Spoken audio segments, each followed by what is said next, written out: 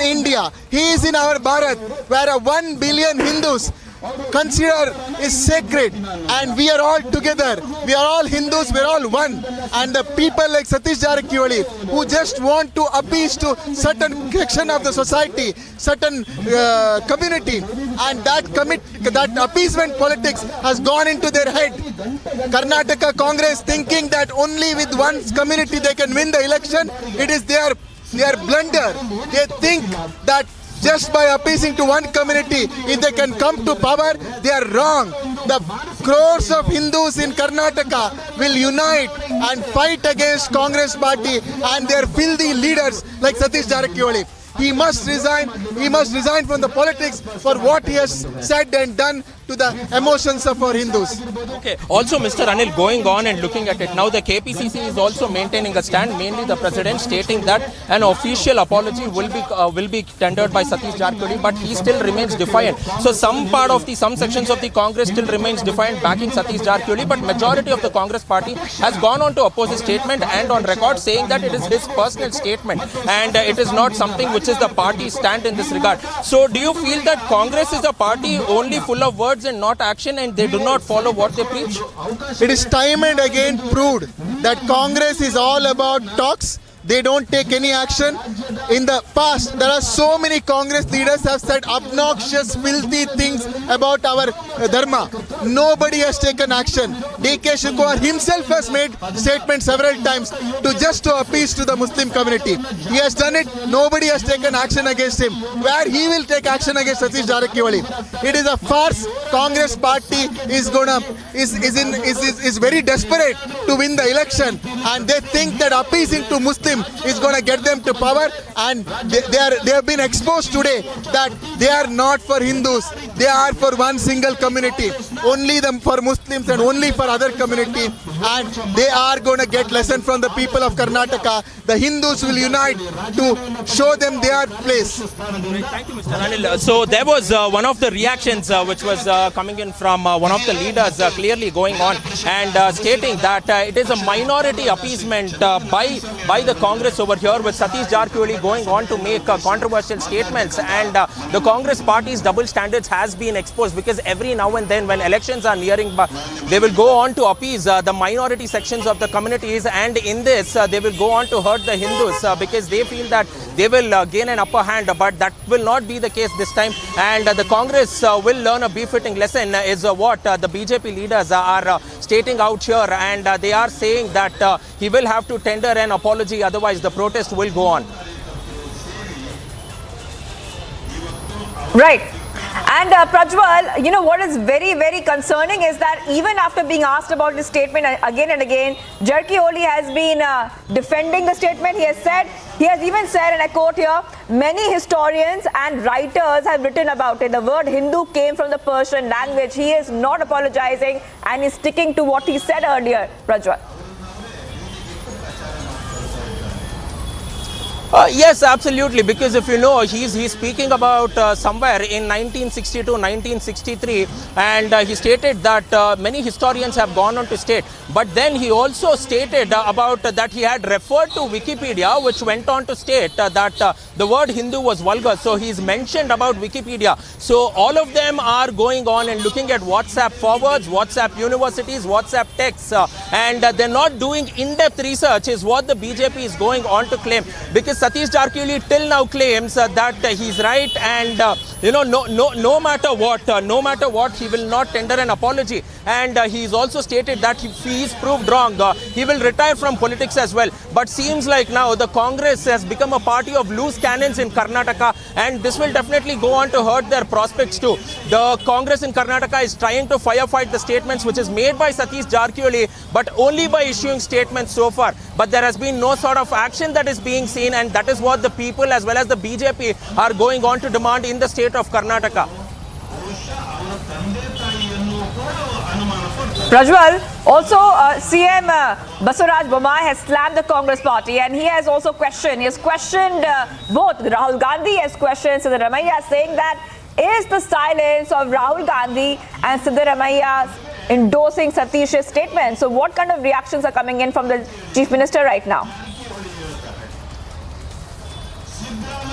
Now the Chief Minister Basavaraj Bommai has spoken on 2 counts. One, he also spoke in Haveri, and the other, he also went on to issue a statement in Udupi. And in his statement in Udupi to media personnel, clearly going on and looking at it, they stated Basavaraj Bommai clearly tore into the Congress, mainly at Rahul Gandhi and Siddaramaiah, because this is not the first time that this is happening. There is a series of incidents within the Congress party in Karnataka which has gone on to, go on to insult the Hindus, mainly the god Ram as well, because Rahul Gandhi had done it in 2016 is what the BJP had claimed on its official Twitter handle. Later Siddaramaiah now and again has gone on to target the Hindus in order to appease the minorities here. So therefore there should be an unconditional apology which should be tendered by them. And he's also questioning the stoic silence of Siddaramaiah and Rahul Gandhi in this regard as to why they have remained silent. Because if you see the leader of opposition Siddaramaiah as well, he did speak on this particular issue,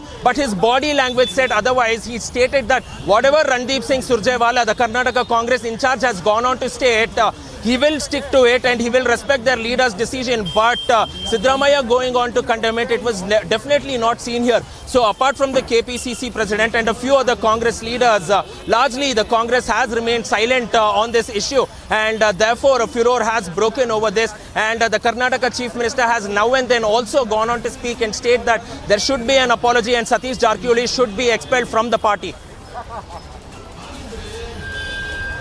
Right. So Prajwal, the Karnataka Congress leader right now is not apologizing. He is not saying that what he said was wrong. He is not saying anything of that sort. But we are also getting to know that he is getting flack, not just from the BJP, from the Congress itself. Now, if you could also speak to some more protesters right now, Prajwal, and we would like to understand that will the BJP right now be asking for answers from the Congress? Now, they're asking for the resignation of Jarkiholi, but what do they expect next? And do they expect any kind of action on Jarkiholi?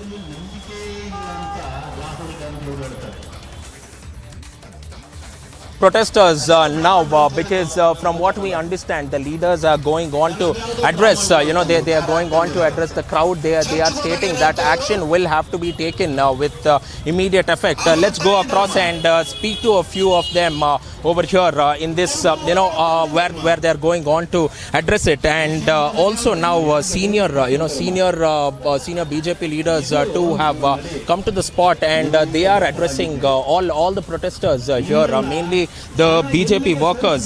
So going on and looking at how things have gone out, definitely it does not seem to be quite well. So let's quickly catch up with a few of the protesters. Let's go across and speak to them, just getting in a few reactions for you, even as I speak about this complete issue about Satish Jarkiholi hurting the sentiments of the Hindus. Now let's go across and speak to a few of the protesters here.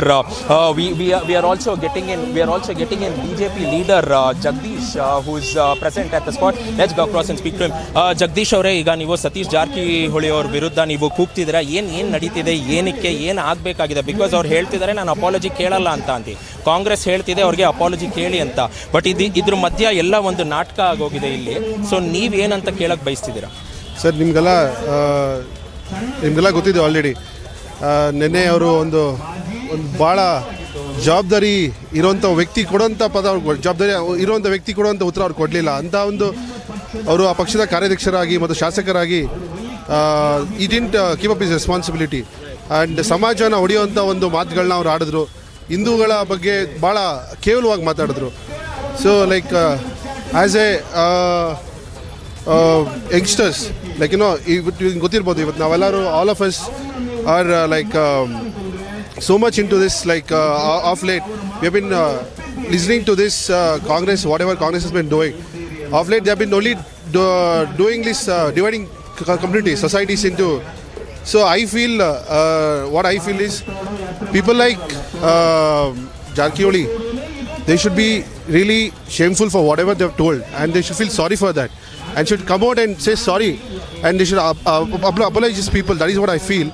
Apart from this, I think it's very I feel very Mr. Jagdish, what is the BJP Yuva Morcha demanding now as a party? What has been the stand and what are you demanding? What are your demands now? Because there has been no action on the ground. That is what we learn. Yes, he's made a controversial statement. He's made a derogatory statement. But what are your demands? Let's be very clear. Let the people listen to what your demands have been. Sir, firstly, he has to come out and apologize for whatever he has told on Hindu. And on that, unless and until he apologizes, we BJP Yuva Morcha throughout the nation, throughout the state probably, and then throughout the nation, will go with this and will protest against this. And we don't want this kind of community hatredness words to be spread by leaders like him. So he should be really, Congress has been like always keeping up these double standards. But their leaders come out and say something like this, and the Congress party say, we apologize for that, we are not meant that, we are not keeping that, like we are not like that. But Congress has been always doing that. We have been seeing this. So we apologize and our leaders are there. So we apologize. We will not leave him till he apologizes for what he has done. And that is what we need from him. And we want him to apologize at the earliest. Okay. Now KPCC President DK Shivkumar says that it's a personal statement from him. So what do you have to say? He's saying that it's a personal statement, not related to the party at all. So do you think Satish Jarkiholi doesn't belong to Congress? He belongs to Congress, right? So when a person from Congress gives a statement, it has to be a Congress statement, right? And DK Shivkumarji being the president of Congress, he has to himself take this and apologize to people on his behalf rather than escaping from this. That is what I feel as a youngster and as a BJP party. Right. Thank you, Mr. Jagdish. So there you go. The BJP leaders all going on sticking to the same, sticking to the same statement, saying that no matter what, Satish Jarkiholi will have to apologize and he should also be expelled from the Congress party. Over to you. All right, thank you, Prajwal, for getting us the top updates and speaking to the leaders present as well, and continue getting us the top updates from Bengaluru. Let's move ahead, viewers, to some other stories we are tracking right now from across India. An earthquake of magnitude 6.3 on the scale was felt, whose epicenter, according to the National Center, was in Nepal. Now, the locals in national capital who felt the earthquake trembles in the city of Delhi recounted their experiences of the jolt they faced. According to the authorities, death toll has now risen to 6 in the earthquake.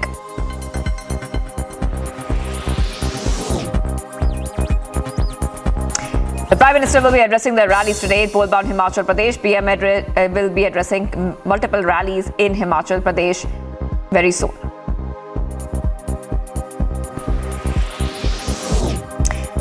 President of India, Draupadi Murmu, administered the oath of office to the 50th Chief Justice of India, Justice D.Y. Chandrachud, is now assuming the office of CJI at the critical time when there are a lot of expectations from the judiciary.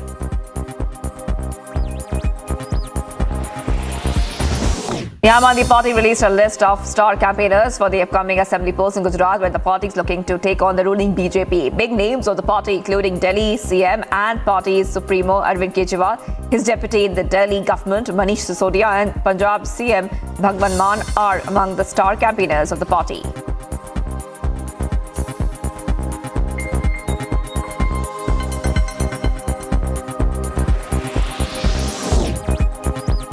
Karnataka CM Bommai has said that the government has decided to implement the railway project there, for which the state administration will give its share of 600 crore rupees.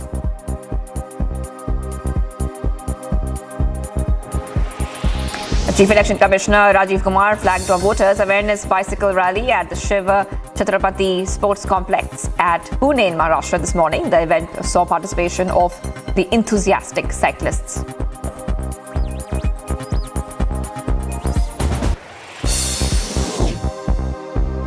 A vehicle travelling from Doda to Kishtwar fell down in the river in Chenab. It's reported as 4 to 5 people travelled in the vehicle. Now, former Jammu and Kashmir CM Ghulam Nabi Azad was travelling via the same route when the accident happened. He stopped his cavalcade for a while till the time police and other agencies reached the spot.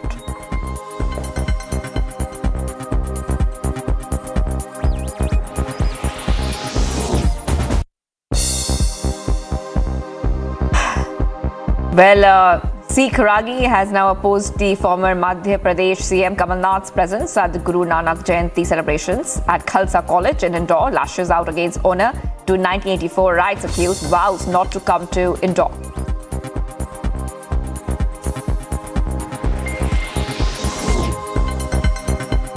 Karnataka High Court said outside a lower court order blocking Twitter handles of the Congress and the Bharat Jodo Yatra over copyright infringement. The order is subject to Congress removing the offending content before noon.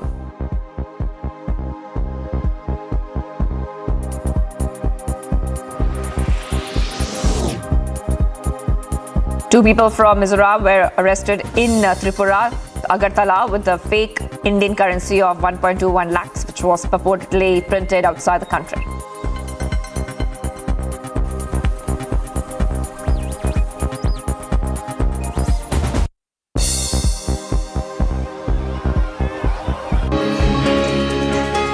Today is the second day of Chief Minister Yogi Adityanath's visit to Mathura.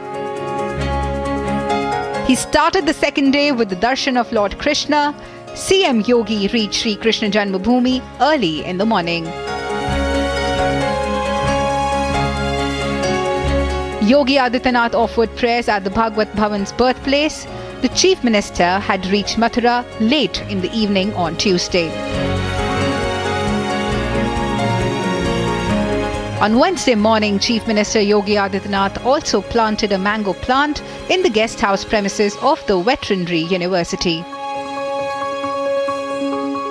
The Uttar Pradesh Chief Minister will inaugurate the Bhakti Vedanta Gurukul ISKCON and International School premises at village Ajay Khurd. Bureau Report, Republic TV.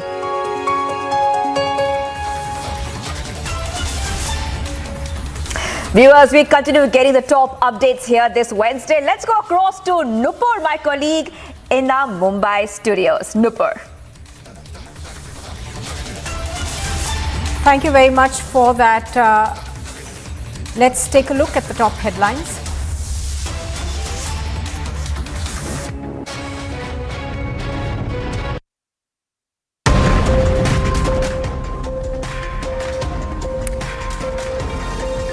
Fight for Himachal Pradesh heats up as the hill state goes to polls on the 12th of November.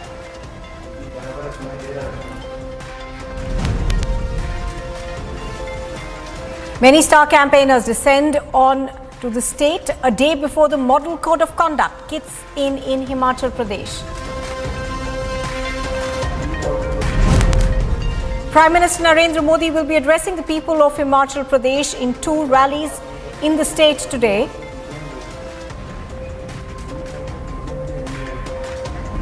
"26 Congress leaders jump ship to join the BJP ahead of polls." Uttar Pradesh Chief Minister Yogi Adityanath says the Himalayan state is scaling new heights.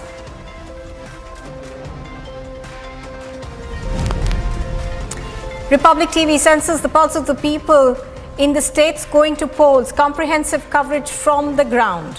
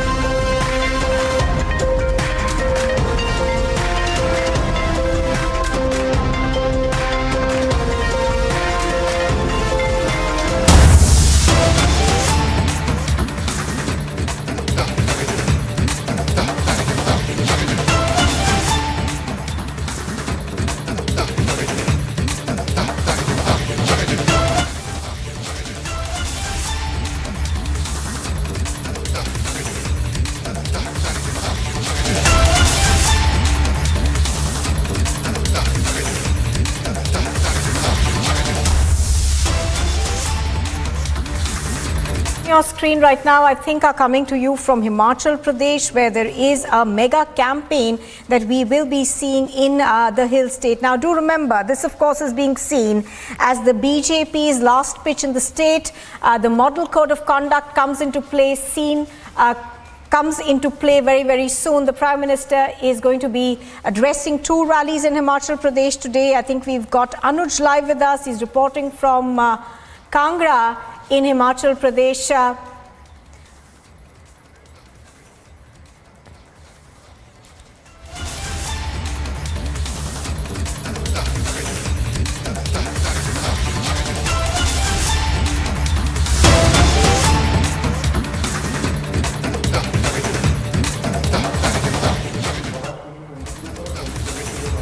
All right, I think we are going to go back to what's taking place in Karnataka. There's a massive protest that's going on against Satish Jarkiholi for his anti-Hindu statement. Do remember that there has been a massive uproar over his comments that came in. We are given to understand that there is a massive protest that's taking place even as we speak. Now, pictures on your screen are coming to you from Bengaluru in Karnataka, where you can see a large number of people who've gathered over there.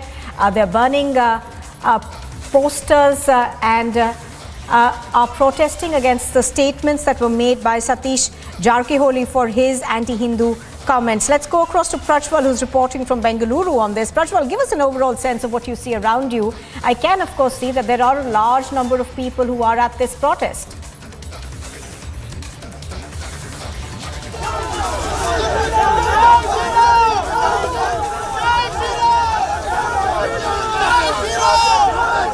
Prajwal, can you hear us?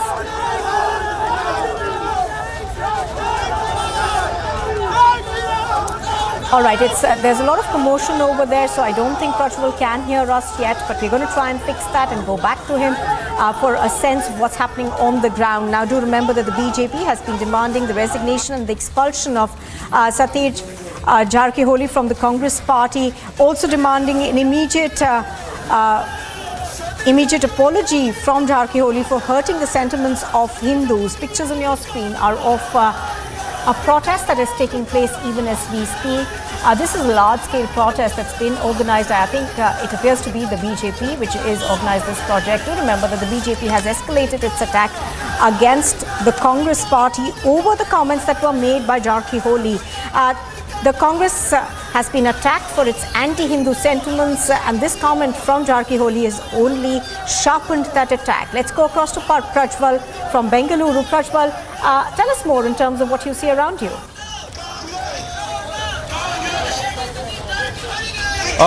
Now, finally seems like their protest has ended. Just a few minutes ago, we saw that an effigy was burnt. An effigy was burnt at the Mysore Bank circle by the BJP workers. An effigy of Satish Jarkiholi was burnt in, and now finally, now they have been taken off to one corner of the road right here at Mysore Bank circle. And now we also understand that finally the police have stated that they should not be resorting to any sort of violent protest or trying to disrupt the law and order over here. So therefore, finally the BJP leaders have, they have started walking away now, and they stated that Satish Jarkiholi will have to be expelled from the party, from the Congress party, and he should also go on and tender an apology as well. Otherwise, they will go on to intensify this protest. And with this, now the protest is finally breaking off, but definitely quite a ruckus a few moments ago. All right, Prajwal, of course, is bringing us the latest updates now. Prajwal, Satish Jarkiholi's comments, of course, have drawn very sharp reactions from people across the political spectrum as well. The Congress, though, hasn't really spoken out much about it. Neither have they defended it, nor have they, lashed out against him.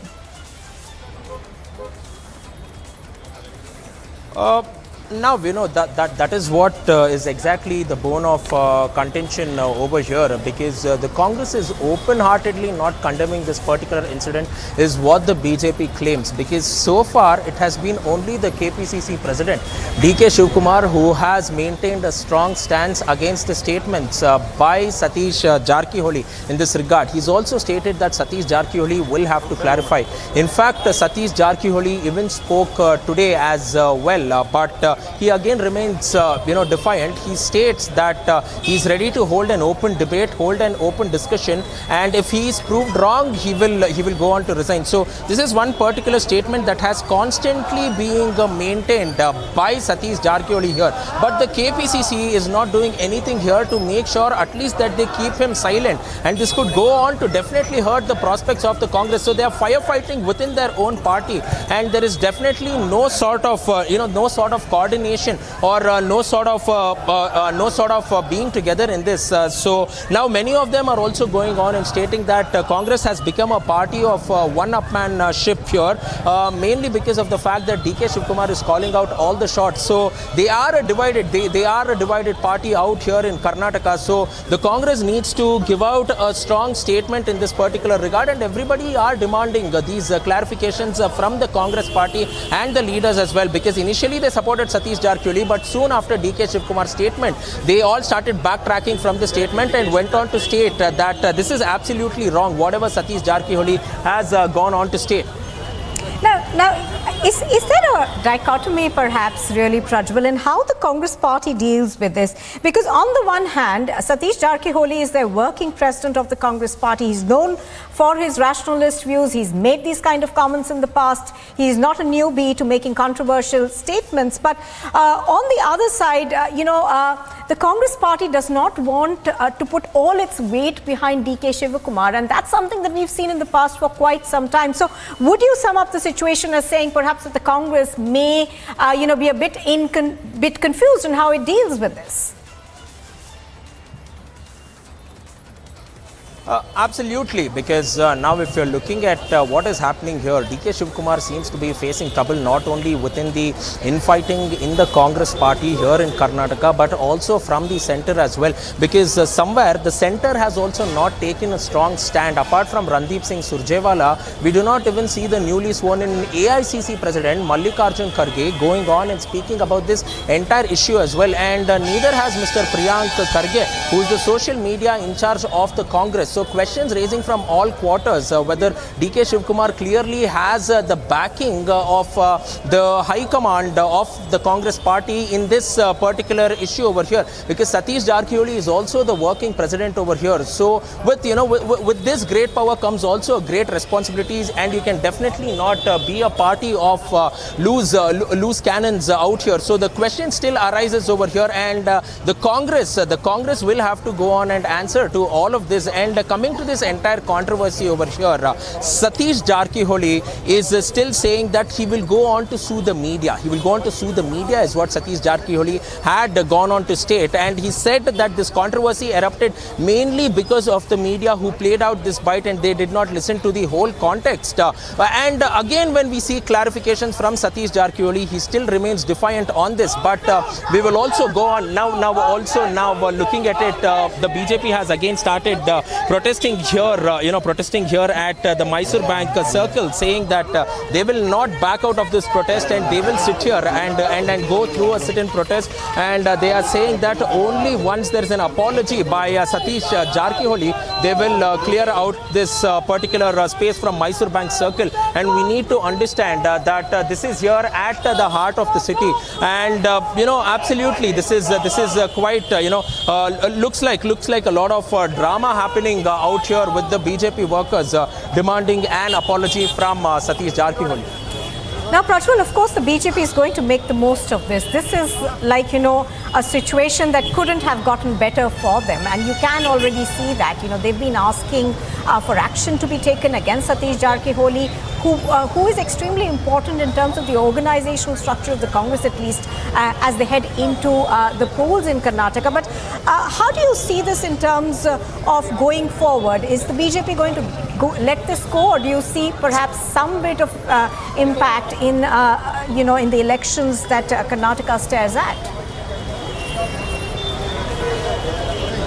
Absolutely, because this is quite a pertinent point out here, because if this will definitely go on and backfire on the Congress party as well, and also going on and looking at it in a bid to appease minorities by the Congress, they are losing out on a larger vote bank. Mainly, if you look at central Karnataka, Hyderabad Karnataka, and the old Mysuru region and Bengaluru rural region, definitely there has been a lot of unrest among people, mainly the Hindus, irrespective of the caste and creed. Now the BJP BJP has given a call stating that all the Hindus should unite, and the sentiment of the people in Karnataka has also been the same, because they are saying that, you know, let's forget about all the politics, let's forget about our caste. We are Indians first, and also Hindus as well. So you do not have the right, the Congress does not have the right to go on and disrespect or insult the feelings and the religious sentiments as well, because this has created a lot of uproar as well. Because if you see how the law and order situation is also working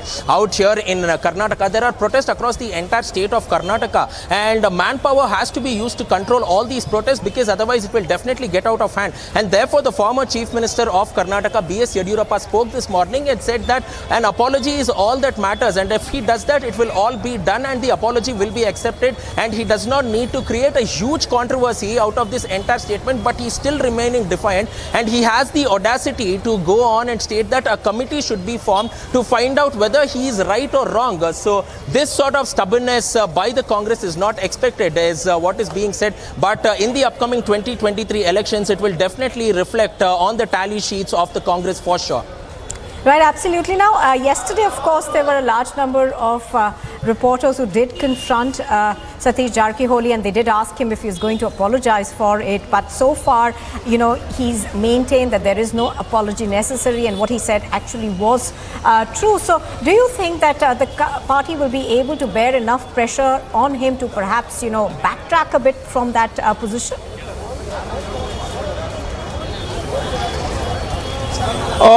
Now there has been enough pressure which has already been put by the party, because it is just not one leader. There are several leaders who have come out against Satish Jarkiholi from his own party, saying that an immediate, you know, at least an immediate apology should be tendered by Satish Jarkiholi, and then we will see the discussion later on.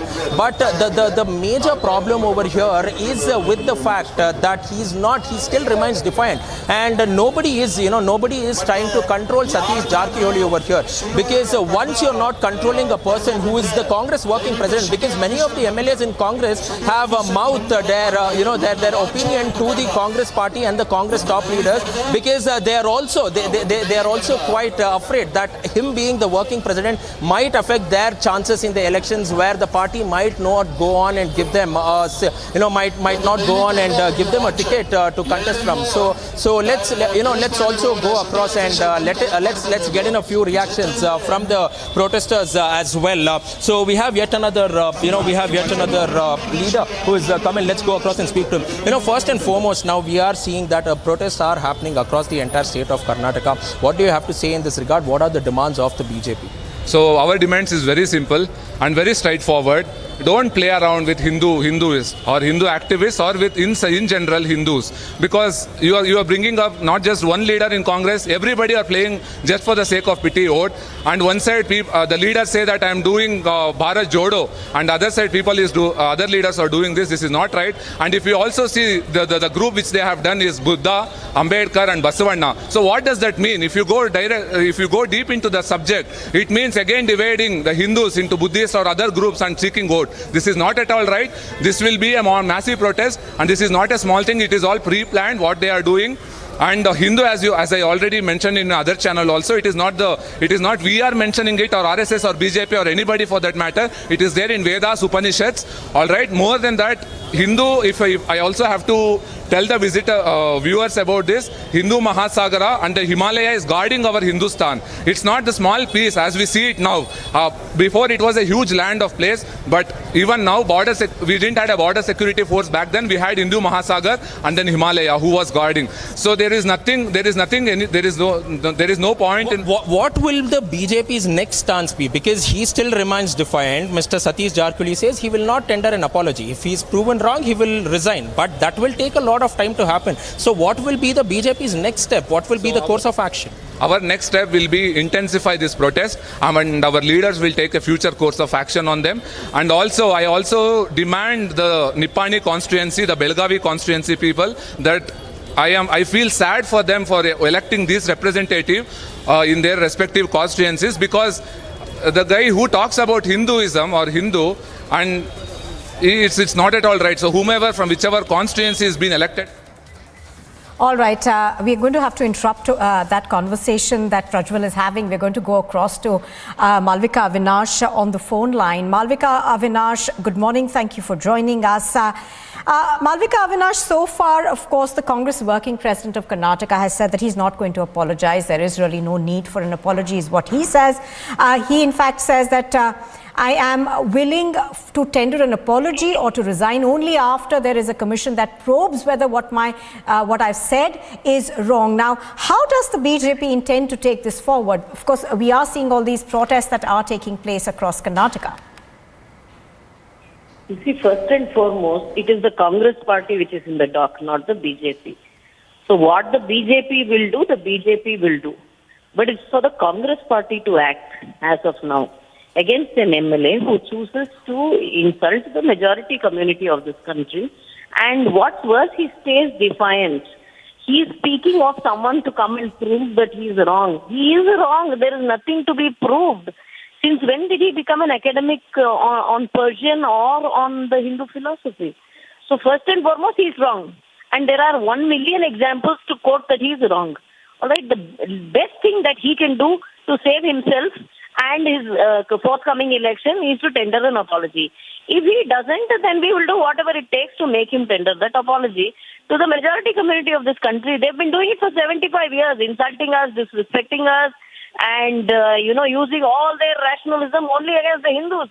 Have they ever bothered to check how the other religions function, how rational they are, how scientific they are, and so on and so forth? So we can't go on taking this kind of disrespect. And the BJP will do what it has to do now. Please ask the Congress what they plan to do. Whether they are going to endorse this man's insult and disrespect. Well, so far, Malvika Avinash, we haven't really heard from the Congress party, and it does seem that they're a bit confused on how to deal with this. Thank you very much for joining us. I think we are going to cut across to a high-level meeting that is taking place of the Intelligence Bureau. We are given to understand that the Home Minister Amit Shah is actually chairing this meeting. It's a review of internal security that is taking place even as we speak. So pictures on your screen are of this high-level IB meeting that is taking place in the national capital. I think this is a meeting that has been called to review the internal security situation of the country. So pictures on your screen over there are coming to you from New Delhi, where Amit Shah is chairing a security review meeting. We're going to try and go across to our correspondents on the ground to give us more details of what's happening. But here's what we know so far. We know this is a high-level meeting that is taking place. The Home Minister Amit Shah, of course, chairing that meeting that's taking place in the national capital. Various issues relating to internal security are going to be dealt with in this particular meeting. We are told, of course, that this is a day-long high-level meeting with Intelligence Bureau officials that is taking place in Delhi.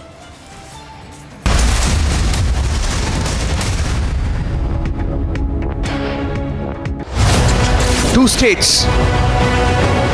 Gujarat के लोगों ने इतना भारी बहुमत देके इनको राज दिया कि आपके घर में मौत होने पे आपसे मिलने भी नहीं आते। भारत के साथ जम्मू कश्मीर को जोड़ने का काम देश के प्रधानमंत्री Narendra Modi ji. There's only one channel for the result live.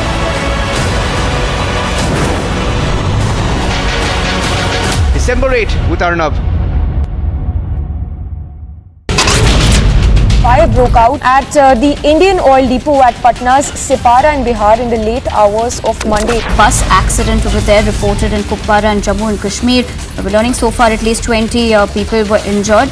Kerala Union of Working Journalists is taking out a protest outside the Raj Bhavan against Governor Arif Mohammad Khan's comment of gagging two media groups in Kerala.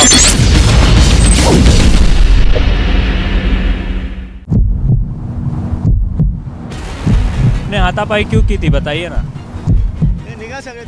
उस व्यक्ति का क्या दोष था जो film देखने आया था? आपका फोटो दिख रहा है वीडियो में, आपका फोटो दिख रहा है वीडियो में, उस व्यक्ति का क्या दोष था जिसने हाथापाई? This is the NCP worker who was there with Jitendra Wad is not in fact responding to the question.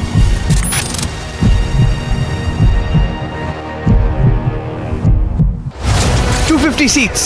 Congress और कमीशन, कांग्रेस और भ्रष्टाचार, हम मिशन से काम करते हैं, वो कमीशन के लिए काम करते हैं। पैसों से चुनाव नहीं जितवाएंगे आप, कि आप अपने भविष्य के आधार पर अपना वोट देंगे। There's only one channel for the result day live.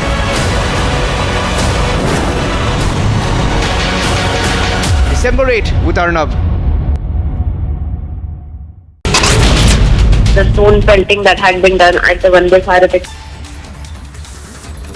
All right, so we are cutting across to the Prime Minister's election meeting that is taking place in Kangra in Himachal Pradesh, to remember that this is the last leg of campaigning that we are seeing in the state of Himachal as it goes to polls on the 12th.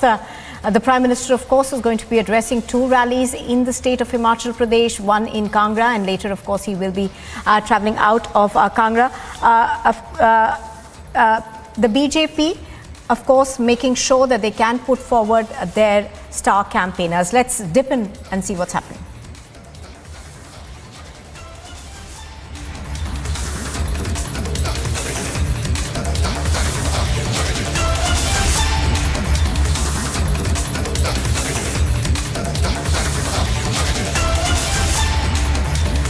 All right, so pictures on your screen, of course, are of the Prime Minister over there along with top BJP leaders in the state of Himachal Pradesh. He's going to be addressing that mega poll campaign in Kangra in just a bit. And there are two rallies that he will be addressing. Of course, there's one in Kangra, and then he will be going forward to Hamirpur a little later in the day. So the BJP, of course, is very, very confident that it will be able to beat anti-incumbency in the state of Himachal Pradesh.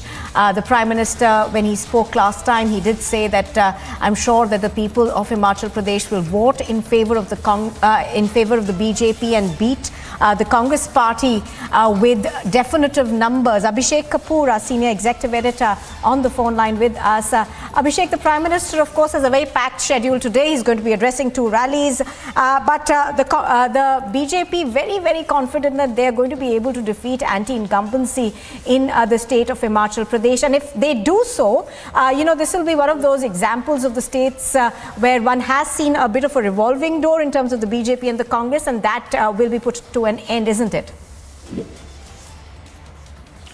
Well, yes, Himachal is a key contest this election cycle, Nupur, and Himachal has had a traditions going back to 1980s of alternating governments between the Congress and the BJP, and that's why the slogan this time of the BJP, Raj nahi riwaj badale, which means don't change the government, change the tradition, which is of alternating the government. Remember, this is the first election that is happening after the demise of Veerbhadra Singh, the Congress stalwart.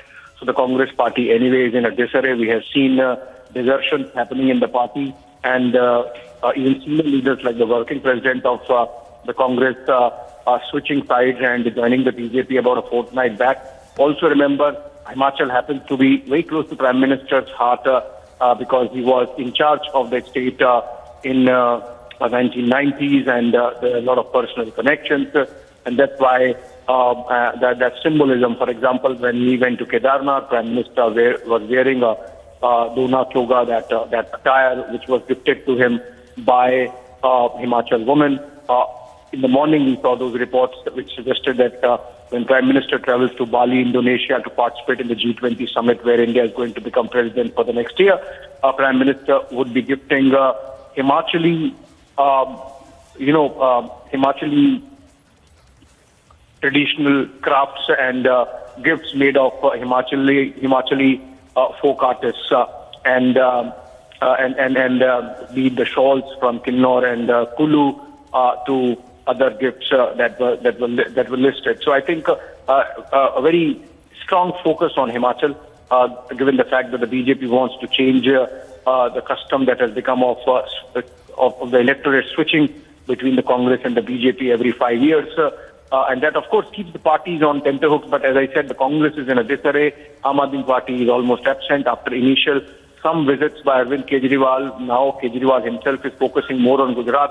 And almost the Aam Aadmi Party has also abandoned it. So seems like a cakewalk for the BJP, but still, as is the wont, the party treats every election seriously, and that's why we have seen the Prime Minister himself making this, I think, third or fourth visit to Himachal after the elections have been announced.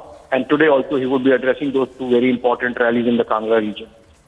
Right, absolutely. We're, of course, standing by for the Prime Minister over there to be addressing that rally. But Abhishek, apart from the Congress, which obviously is hoping to, come back to power on the back of anti-incumbency, the Aam Aadmi Party is also trying to make inroads. Now, how successful is that going to be? Because, as far as the Aam Aadmi Party is concerned, they've not really been able to establish that kind of a connect in the rural areas. And they don't have that big an administrative system, whether it's in Gujarat or in Himachal Pradesh. Well, as I said, so far as Himachal is concerned, Aam Aadmi Party has effectively become absent, and with the top leadership focusing on Gujarat entirely because they believe that they have more chances of making inroads into Gujarat. Himachal is sort of becoming a clean cakewalk for the BJP because of a disarrayed Congress party and the Aam Aadmi Party not having the appetite to give it a fight in Himachal as they are thinking of doing to the BJP in Gujarat. Also, in terms of campaign, in terms of substance, in terms of rhetoric, in terms of content.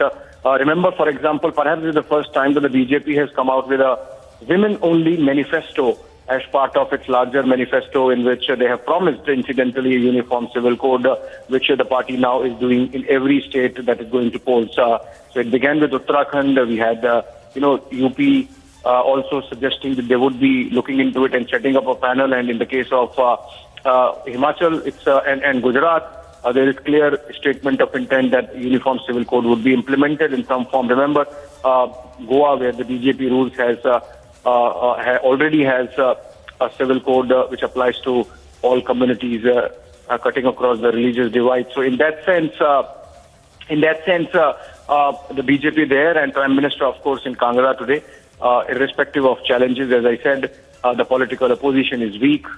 In the case of Congress, absolute disarray. In the case of Aam Aadmi Party, not enough appetite. As I mentioned, for example, Aam Aadmi Party rules neighboring Punjab, and Chief Minister Bhagwant Mann has visited Himachal only once.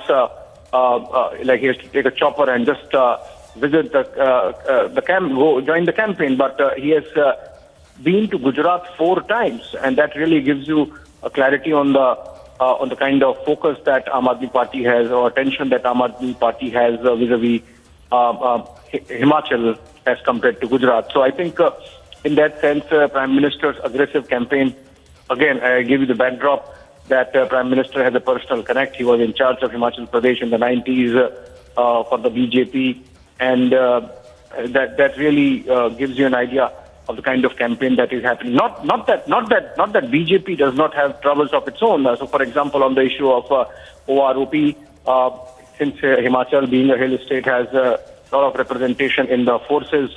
On the issue of OROP, the veterans have still some grouse that needs to be addressed. On the issue of Agniveer, there are still some misgivings. And a lot of representation in the defense forces from Himachal, that is one issue BJP has to handle. Also, because ironically, a lot of BJP cadres and leaders in the state believe that this time the customary flip of government would not happen and the BJP might come to power. For that reason, contenders and ticket seekers have multiplied, and that has created a problem of plenty and hence rebellion also for the BJP. So we have had some videos where rebels have been taking on. In fact, there are about a dozen odd seats, Nupur, where senior BJP leaders who were not given tickets or denied a repeat are contesting against the official party candidate. So it's not that the BJP does not have problems in Himachal, but seemingly opposition in disarray and not or disinterested gives the BJP a slight edge in Himachal as well, and that's why I think this aggressive push. Remember, we have seen Prime Minister today. This is the 3rd or 4th visit he's making to Himachal. We have had Union Home Minister Amit Shah campaigning aggressively. JP Nadda's home state, party president's home state. So obviously he's camping there for almost last week or 10 days, and he was there when the manifesto was presented. That's the kind of intent, seriousness, and aggression with which the BJP is featuring the Himachal Pradesh election this time.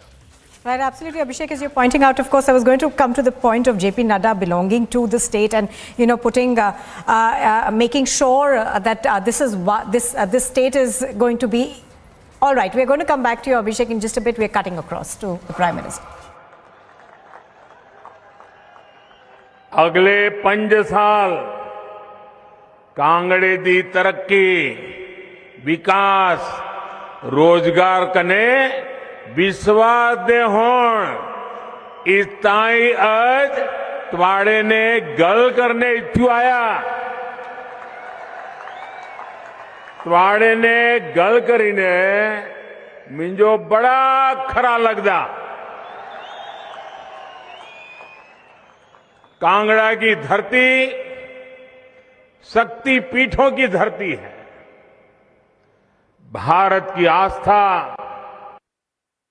अध्यात्म का एक तीर्थ है बैजनाथ से लेकर काठगढ़ तक इस भूमि में बाबा भोले की असीम कृपा पर हमेशा बनी रहती है आज कांगड़ा में हूं तो स्वाभाविक है ये मैदान से लेकर के सब पुरानी यादें स्वाभाविक रूप से ताजा हो जाती है शांता कुमार जी के साथ बरसों तक काम करने का अवसर मिला और जब मैं यहां रथ यात्रा करते हुए आया था तो हमारा रथ कोटला पोल होकर के गुजरा था और तब शाहपुर के बाजार में ऐतिहासिक सभा हुई थी और जिसकी चर्चा लंबे अरसे तक रही थी हमारे कांगड़ा के चौधरी विद्यासागर जी शाहपुर से हमारे राम रतन पटाकू जी हमारे पालनपुर से कैप्टन आत्माराम जी चंबा से किशोरीलाल जी ऐसे अनेक साथियों के साथ लंबे अरसे तक काम करने का मुझे मौका मिला और यहां किशन कपूर बैठे हैं उनकी वो पुरानी जीप लेकिन कभी कभी हमें पहुंचा देती थी साथियों आज हिमाचल 21वीं सदी में विकास के जिस अहम पड़ाव पर है वहां उसे एक स्थिर और मजबूत सरकार की जरूरत है जब हिमाचल में स्थिर सरकार होगी उसके पास डबल इंजन की ताकत होगी दूर करेगा और नई ऊंचाई भी उतनी ही तेजी से प्राप्त करेगा ये काम सिर्फ और सिर्फ भाजपा ही कर सकती है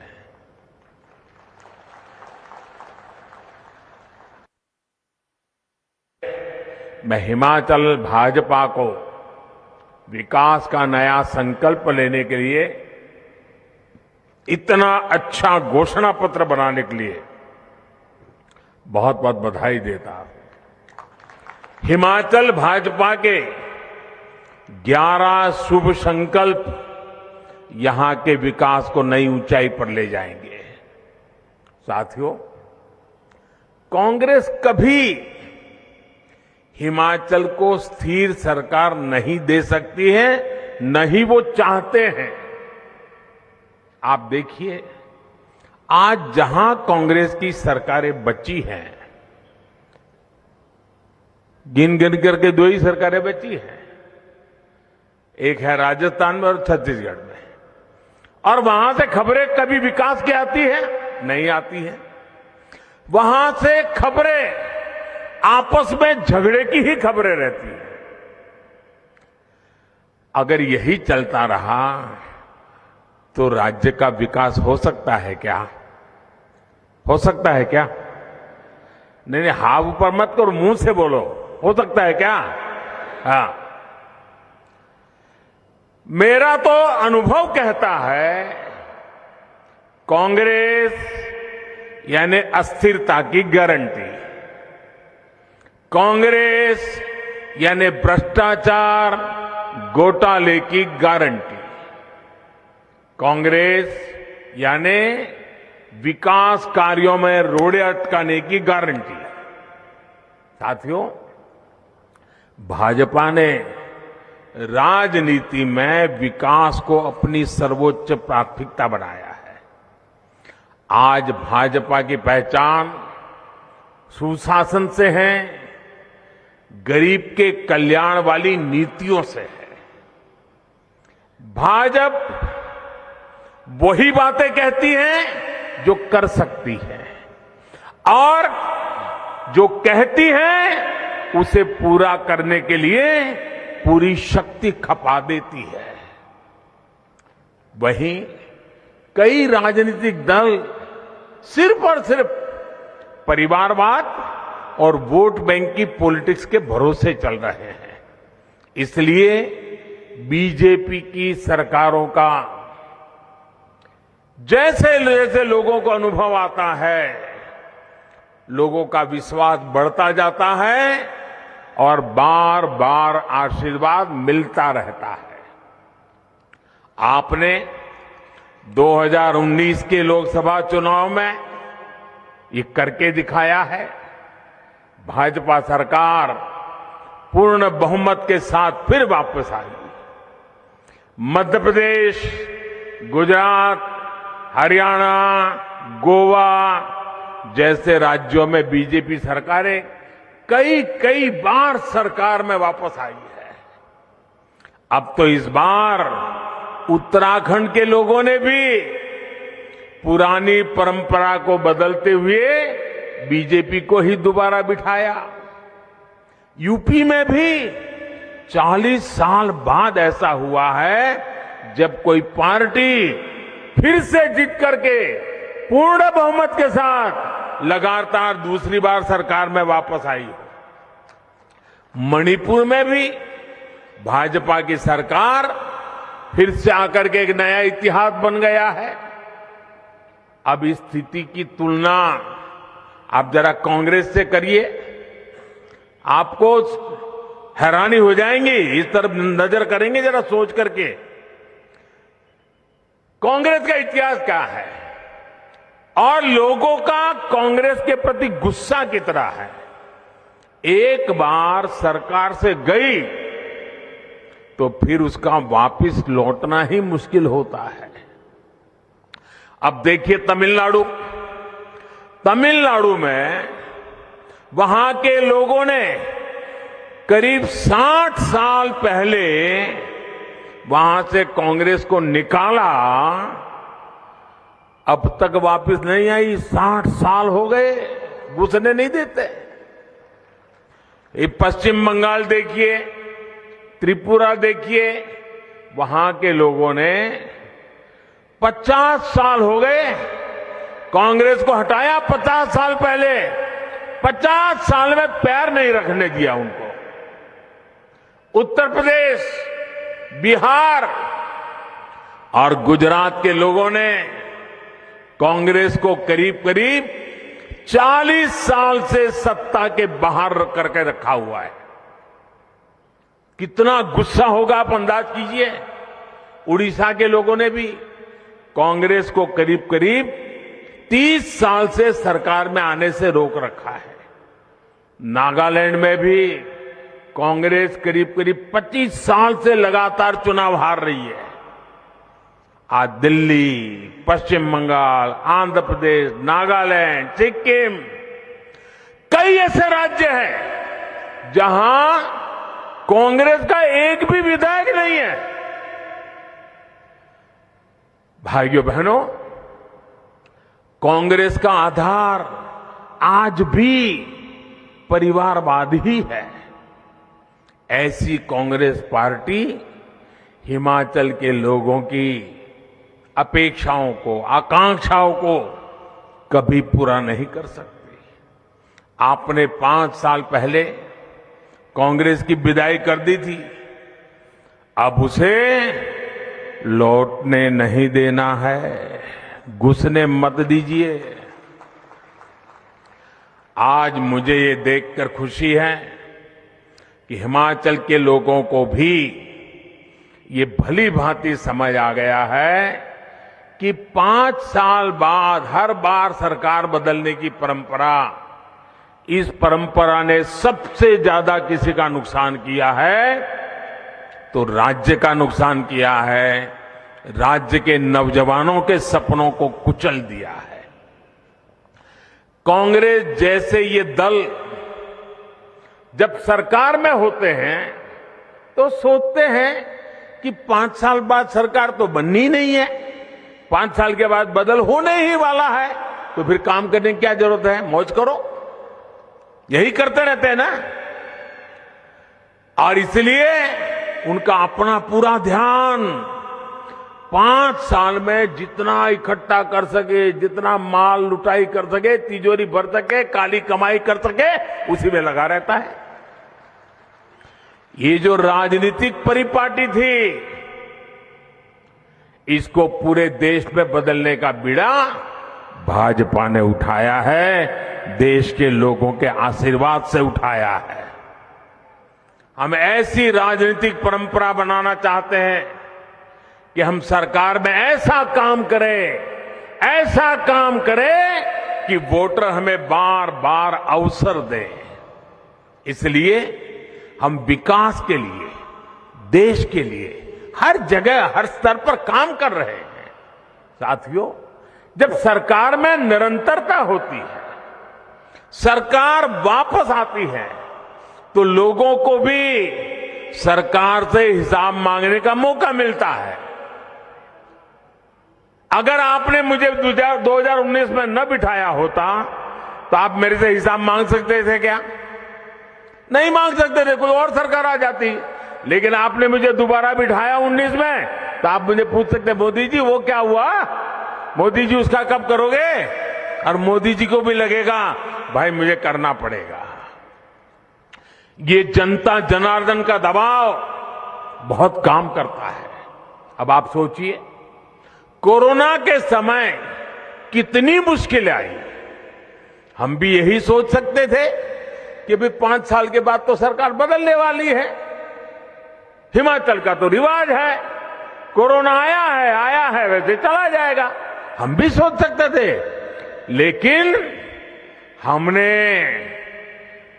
वो नहीं सोचा।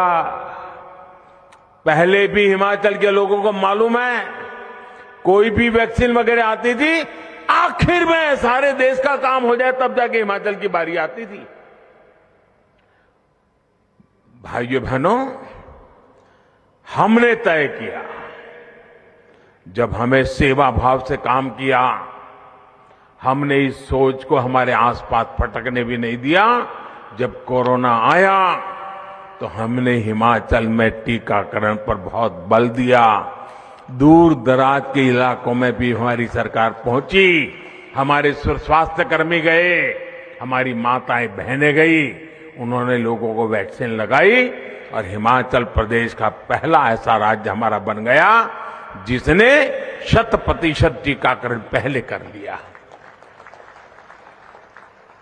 हमने ये नहीं सोचा कि 5 साल के बाद बदलते कुछ करने की जरूरत नहीं है। हमारे लिए तो यहाँ की एक एक जिंदगी मूल्यवान है। हिमाचल का एक एक नागरिक हमारे लिए ईश्वर का रूप है।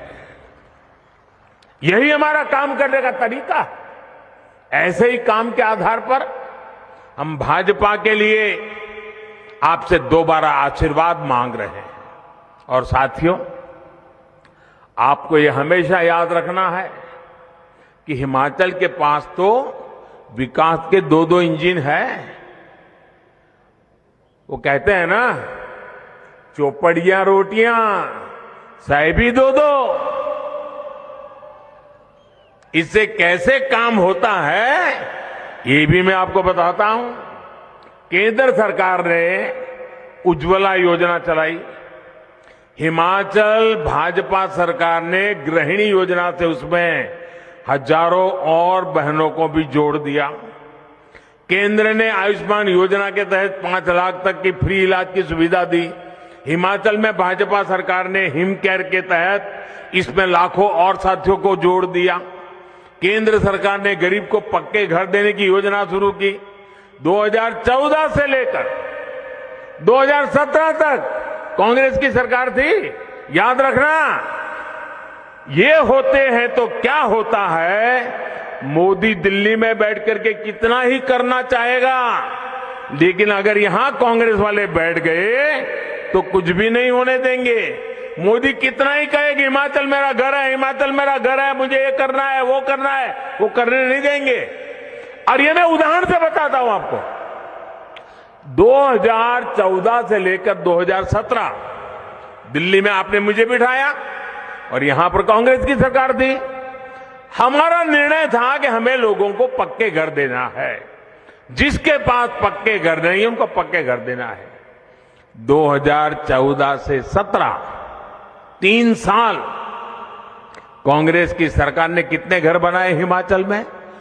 पूरे हिमाचल में पैसे भारत सरकार दे रही है, पैसे मोदी सरकार भेज रही है। हिमाचल में सिर्फ 15 घर बनाए, 15। शर्म आए ऐसा काम है कि नहीं भाई? ये कांग्रेस वालों का रिकॉर्ड देखो।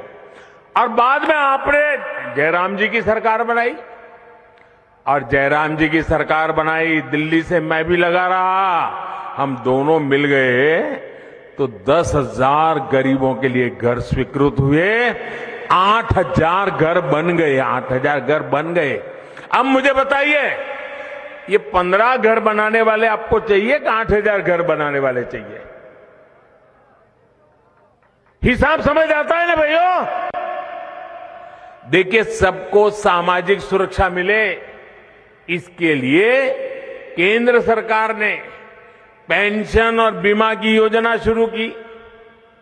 हमने किसानों को, खेत मजदूरों को, छोटे दुकानदारों को 3,000 रुपये की नियमित पेंशन मिलने का रास्ता बनाया।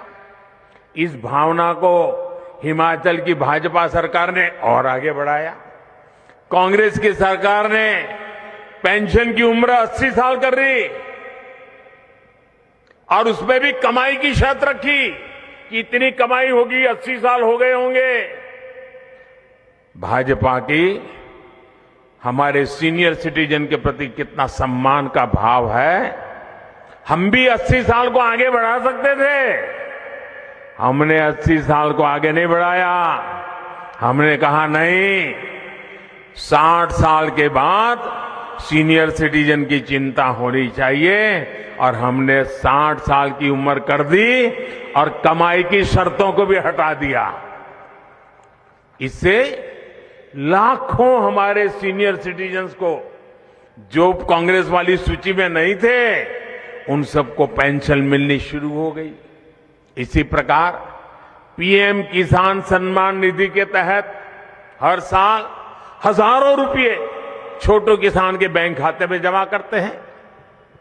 अब हिमाचल भाजपा ने कहा है कि 8 दिसंबर के बाद जब फिर नई सरकार बनेगी तो इसमें 3,000 रुपये हिमाचल सरकार भी और बढ़ा देगी। ये होता है विकास का डबल इंजन। साथियों, कांग्रेस ने अपने राज में कैसे हिमाचल को धोखा दिया है, मैं इसका एक और उदाहरण आपको देना चाहता हूं। जब केंद्र और हिमाचल में कांग्रेस की सरकार थी, वहां भी कांग्रेस, यहां भी कांग्रेस, तो उन्होंने क्या किया? कांग्रेस ने तय किया कि हिमाचल को जो विकास के प्रोजेक्ट मिलते हैं उसमें 100 में से 40 रुपये हिमाचल की जनता को देने ही होंगे। अगर 40 रुपया हिमाचल की जनता नहीं देगी तो दिल्ली 60 रुपये भी नहीं देगी। काम लटकेगा, अटकेगा, भटकेगा। अब हिमाचल जैसा छोटा राज्य हर चीज में 40 रुपया कहां से लाएगा? यहां के हमारे पहाड़ी लोग, भले भोले लोग, ईमानदारी से जीने वाले लोग ये 40 रुपये कहां से लगाएंगे? सरकार की तिजोरी में पैसा आएगा कहां से? नतीजा ये हुआ कि हिमाचल में विकास की सारी योजनाएं ठप हो गई। जब आपने मुझे दिल्ली भेजा, मुझे जिम्मेवारी दी, मैं तो हिमाचल से बहुत परिचित था। यहाँ क्या करेंगे तो हिमाचल का भला होगा, हम क्या करेंगे तो हिमाचल के नौजवानों का भाग्य सुरक्षित होगा, ये मैं तो भली बात ही जानता था। हमने क्या कर दिया, हमने कहा भाई मैं हिमाचल को जानता हूं, ये 40 रुपये वाला निकालो। अब 90 रुपया भारत सरकार देगी, सिर्फ 10 रुपया टोकन हिमाचल को देना होगा। ये डबल इंजन की सरकार करती है भाई, तब हिमाचल आगे बढ़ता है। आज देखिए 5,000 करोड़, 10,000 करोड़, 20,000 करोड़ रुपए ऐसे बड़े बड़े प्रोजेक्ट हिमाचल को मिल रहे हैं। लगभग 50,000 करोड़ रुपए के तो सिर्फ नेशनल हाईवे से जुड़े प्रोजेक्ट आज हिमाचल को चल रहे हैं। आज पूरे हिमाचल में 4 लेन नेशनल हाईवे पर काम चल रहा है। शिमला, बिलासपुर, हमीरपुर, मटौर हो, पठानकोट, पालमपुर, गगल मंडी हो, ये प्रोजेक्ट जब पूरे हो जाएंगे तो यहां आपके लिए सुविधा बढ़ेगी, टूरिज्म बढ़ेगा। भाइयों और बहनों, आज जब हम आने वाले 25 साल में विकसित भारत के निर्माण की बात करते हैं तो उसमें हिमाचल के युवाओं की भी बड़ी भूमिका है। इसलिए हमारी डबल इंजन की सरकार युवाओं के लिए लगातार नए मौके बना रही है। अभी केंद्र सरकार ने 10 लाख नौकरी देने का अभियान चला रखा है। जैसे ही यहां भाजपा की सरकार बनेगी, हिमाचल में भी रोजगार मेलों का अभियान तेज किया जाएगा। साथियों, हिमाचल का औद्योगिक विकास भी यहां रोजगार के नए अवसर बना रहा है। आप भी देख रहे हैं कि अब bulk drug park, medical device park Himachal को मिल रहे हैं। हिमाचल देश के उन 3-4 राज्यों में से हैं जहां ये उद्योग लग रहे हैं। कॉमन सर्विस सेंटर ने यहां लोगों की सुविधाओं भी बढ़ाई है और युवाओं को रोजगार भी दिया है। अब भविष्य ऑप्टिकल फाइबर के मजबूत नेटवर्क का है, 5G का है। हिमाचल के नौजवानों को, हिमाचल के जीवन को हर क्षेत्र का कायम करने की क्षमता, ये कायाकल्प होगा 5G से होने वाला, 5G से होने वाला है। इससे दूर दराज के गांवों में भी शहर के स्कूलों की तरह ही अच्छी पढ़ाई सुलभ हो जाएगी। 5G से घर बैठे ही शहर के बड़े अस्पतालों के डॉक्टरों की जांच हो पाएगी, घर बैठे ही दवाएं मंगा पाएंगे। साथियों, हिमाचल को बने 75 साल हो रहे हैं, लेकिन लंबे समय तक यहां सिर्फ एक सरकारी यूनिवर्सिटी थी, 2 मेडिकल कॉलेज थे। इंजीनियरिंग और बिजनेस की पढ़ाई के लिए तो स्कोप ही नहीं था। कांग्रेस को इतने साल अवसर मिला, लेकिन कांग्रेस ने हिमाचल के युवाओं के लिए कोई काम नहीं किया। आज देखिए, हिमाचल में राज्य की 2 यूनिवर्सिटी हैं, एक केंद्रीय यूनिवर्सिटी है, टेक्निकल यूनिवर्सिटी है, हाइड्रो इलेक्ट्रिक कॉलेज है, ट्रिपल आईटी है, आईआईटी में सुविधाओं का विस्तार हो रहा है, आईआईएम है, एम्स है, नए मेडिकल कॉलेज है। ऐसे अनेक संस्थान जो कभी हिमाचल का सपना होते थे, वो आज हकीकत बन गए हैं। ये काम किसने किया? ये डबल इंजन सरकार का काम है, जिसका लाभ हिमाचल के युवाओं को, पूरी आने वाली पीढ़ी को मिलने वाला है। भाइयों और बहनों, भाजपा हिमाचल के युवाओं के निरंतर काम कर रही है। हिमाचल के लिए भाजपा का जो संकल्प पत्र आया है, उसमें भी इस पर भी फोकस किया गया है। हेरिटेज टूरिज्म, जो हमारे ये मंदिर है, ये तीर्थ है, ये कितनी बड़ी ताकत हिमाचल के पास है। जब इनका विकास होगा, यहां सुविधाएं बढ़ेगी, तो टूरिज्म का कितना विस्तार होगा। इतने साल यहां कांग्रेस रही, क्या कांग्रेस ने हिमाचल की इस ताकत की बात की? कभी नहीं की, क्योंकि उसे ना तो हिमाचल के युवाओं की चिंता है, ना ही हमारी आस्था के प्रति उनकी आस्था है। साथियों, हिमाचल को हमें भविष्य के लिए भी आज ही तैयार करना होगा। आज देश और दुनिया से कितने लोग हिमाचल वर्क फ्रॉम होम का लाभ लेने आगे आ रहे हैं। ये अधिकतर आईटी से जुड़े साथी हैं। अगर हिमाचल में ही अलग अलग क्षेत्रों में आईटी से जुड़े उद्यम लगे तो कितना फायदा होगा। हिमाचल में रिसर्च और इनोवेशन के लिए बहुत स्कोप है। देश की राजधानी से निकट होने के कारण यहां कॉन्फ्रेंस टूरिज्म के लिए भी बहुत संभावनाएं हैं। मुझे खुशी है कि हिमाचल भाजपा ने इस दिशा में भी संकल्प लिया है। भाई और बहनों, मैं आज आपको एक और बात याद दिलाना चाहता हूं। कांग्रेस की सरकार इतने दशकों तक रही है, लेकिन सबसे अधिक उपेक्षित देश की महिलाएं थी, बहन बेटियां थी। आपने तो 2014 से पहले के 2 दिन देखे हैं। आपने मुझे अपना बेटा समझकर आशीर्वाद दिया। मैंने भी ठान लिया कि पीढ़ियों से जो आपको समस्याएं आ रही हैं, उन्हें आप पूरे करके ही रहूंगा। इसलिए हम जन्म से लेकर उम्र के आखिरी पड़ाव तक महिलाओं की हर चुनौती को दूर करने का प्रयास कर रहे हैं। गर्भावस्था के दौरान शिशु को पौष्टिक खाना मिले, इसके लिए हमने मातृ वंदना योजना चलाई। महिलाओं के बैंक खाते में पैसे भेजने शुरू किए। शिशु का जन्म अस्पताल में हो, इसके लिए भी अभियान चलाया। बेटी को कोख में ही ना समाप्त कर दिया जाए, इसके लिए बेटी बचाओ बेटी पढ़ाओ जैसे जन आंदोलन शुरू किए। बेटी जब बड़ी होकर स्कूल जाने लगे तो शौचालय ना होने की वजह से स्कूल ना छोड़े, इसके लिए करोड़ों शौचालय बनाए। बेटी की शिक्षा जारी रहे, इसके लिए सुकन्या समृद्धि योजना के में इतना ज्यादा ब्याज दिया। बेटी बड़ी होकर कुछ अपना काम कर सके, इसके लिए बिना गारंटी मांगे लोन देने वाली मुद्रा योजना हमने शुरू की। बेटी अगर सैनिक स्कूल जाना चाहे तो उसके लिए भी हमने सैनिक स्कूल के द्वार खोल दिए। बेटी अगर सेना में अफसर बनना चाहे तो तीनों सेनाओं में हमने बेटियों के लिए रास्ते बना दिए।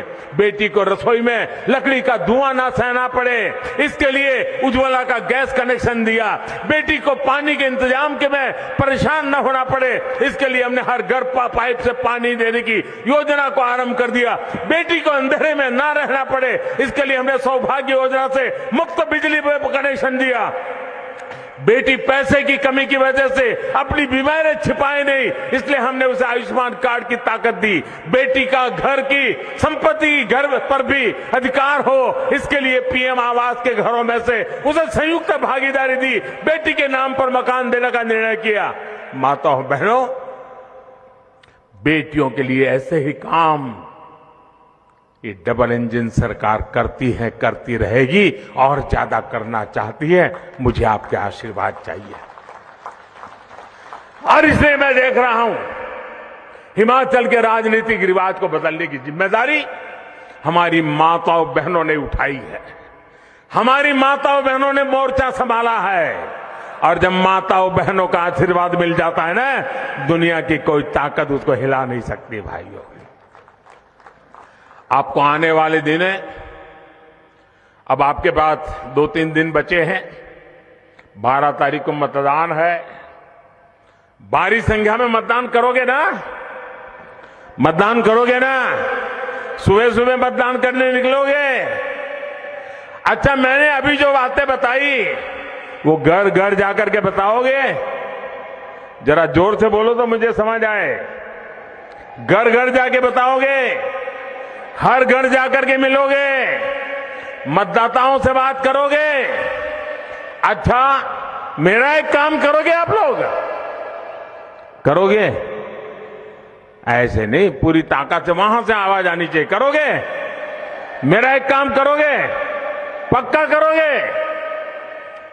देखिए, घर घर जाना है, जाकर के कहना है कि मोदी जी आए थे, समय के अभाव में आपके घर तक तो नहीं आ पाए, लेकिन मोदी जी ने आपको प्रणाम भेजा है। मेरा इतना संदेश दे देंगे, हर जाकर के मेरा प्रणाम पहुंचाएंगे, उनके आशीर्वाद लेंगे। भाइयों बहनों, ये आशीर्वाद ही नया रिवाज बनाएंगे, फिर भाजपा सरकार बनाएंगे। लोगों को जरूर बताइए कि 12 नवंबर को जब बूथ पर पहुंचे तो सिर्फ और सिर्फ कमल के फूल को देखें और कमल के फूल पर अपना वोट डालें। इसी एक अपेक्षा के साथ मेरे साथ बोलिए, भारत माता की, भारत माता की, भारत माता की।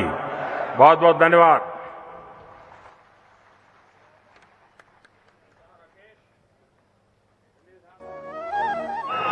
हिमाचल से मेरा हमेशा से एक भावात्मक बहुत बहुत धन्यवाद श्रद्धेय मोदी जी। और यह पार जनसमूह आपको विश्वास दिलाता है कि इस बार हिमाचल प्रदेश की जनता। All right, viewers, the Prime Minister addressing mega rallies in poll-bound Himachal Pradesh, bringing up a couple of points, saying that only BJP's double-engine government can provide stability and good governance, and also saying that Congress is the guarantee of instability, corruption and scams. A couple of points being raised by the Prime Minister there in poll-bound Himachal Pradesh. He'll be addressing rallies today, and we'll get to all the updates on Republic TV.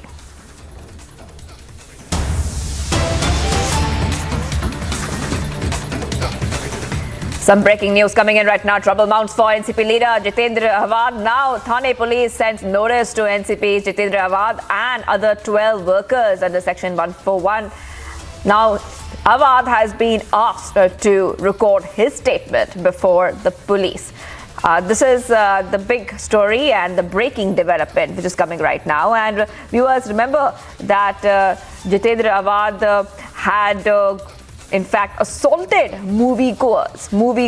Remember that this is a story that we had tracked for you, where we saw that NCP and NCP leaders had gone ahead. They had tried to stop the movie screening at a multiplex in Thane, and supporters of Jitendra Awad had thrashed an audience and ripped his t-shirt off.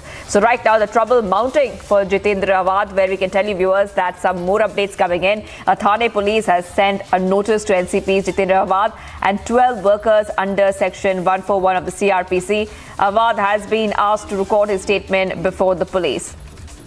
Anisha is joining us live at this point of time, and Sandeep is joining us live. Let's go ahead to Sandeep as well. Sandeep, trouble mounting for NCP Neta Jitendra Awad. You have also tried to confront and ask for answers, but it seems as if that the hooliganism which was portrayed for all to see, right now we can see that the Thane police is sending notice to NCP's Jitendra Awad, and some action could be taken soon as well. Could you just take us through the details?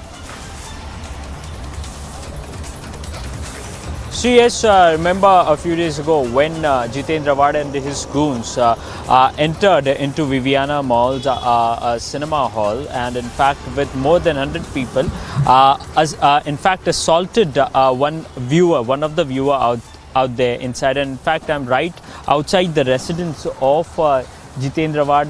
Behind me is the bungalow of Jitendra Awad, and just opposite to that bungalow, here it is. Here's the Viviana Mall, and in which Inox Theatre is located. And in fact, in the same theatre, when viewers were watching Har Har Mahadev movie, at the same point of time, at around 10 p.m, Jitendra Awad visited there with his 100 of goons, and in fact stopped the show first and assaulted one of the viewer who in fact demanded a refund as the show was stopped by Jitendra Awad allegedly. Now in the same sequence, Vartak Nagar police station registers the case against ex-cabinet minister Jitendra Awad and 100 of his supporters at Vartak Nagar police station. In several sections of IPC 141, 149 and several other sections were in fact invoked against Jitendra Awad. As of now, no arrest is being made, Shivangi, and in fact, apart from forget arrest, now the Thane police has sent a notice to Jitendra Awad and 14 of his supporters who in fact assaulted Parikshit Dhurve, one of the person who was in fact physically attacked by the supporters of Jitendra Awad. So definitely it will be very much crucial to see whether Jitendra Awad goes to Vartak Nagar police station to record his statement or not, or either whether the Vartak Nagar police will come out here at his residence to record his statement. Shivangi. Right. And Sandeep, you have confronted supporters of Nationalist Congress Party NCP leader Jitendra Awad, who allegedly stole the screening of the Marathi movie. And what did they tell you? They were skirting questions while you tried to question them that why did such an incident take place, isn't it, Sandeep?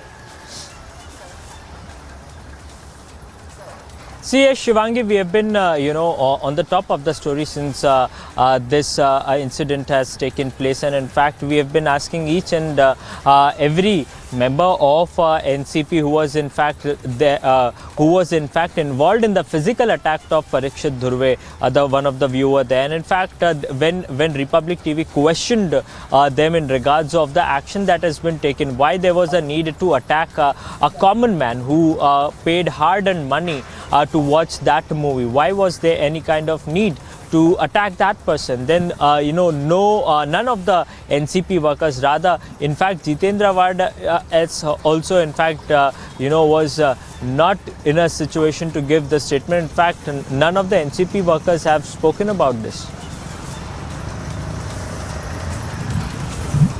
Right. And Sandeep, tell us a little bit more about what we can expect next. Now that 12 others, notice has been sent to Jitendra Ahwad and also 12 others. Who are these 12 other people who are faced with the notice by the Thane police?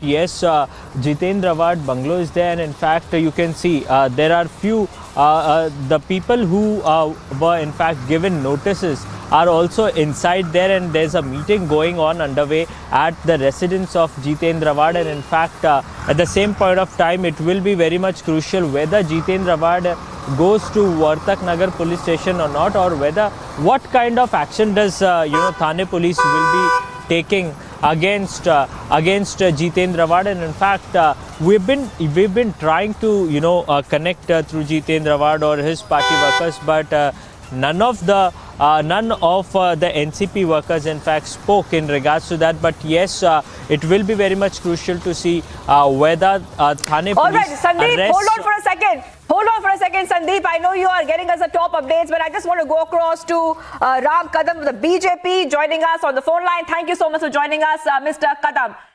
Now we are seeing trouble mounting for Jitendra Ahwad. The Thane police is sending notice to him and 12 other workers under section 141 of the CRPC. Mr. Kadam. See, under the leadership of Honorable Chief Minister Eknath Shinde and Honorable Deputy CM Devendra Fadnavis, this government has been working very transparently, and our priority is to give each and everyone justice. So whatever happened in Thane during that Har Mahadev film show, that was not acceptable at all. And no one has right to take law in their hand. So that's the reason why our government is very strict. Already police have filed FIR against all the guilty people. And this is process that definitely police will call all of them. They will record their statements and will will inquire this matter thoroughly. And whoever is guilty, our priority is to put them behind the bar as soon as possible.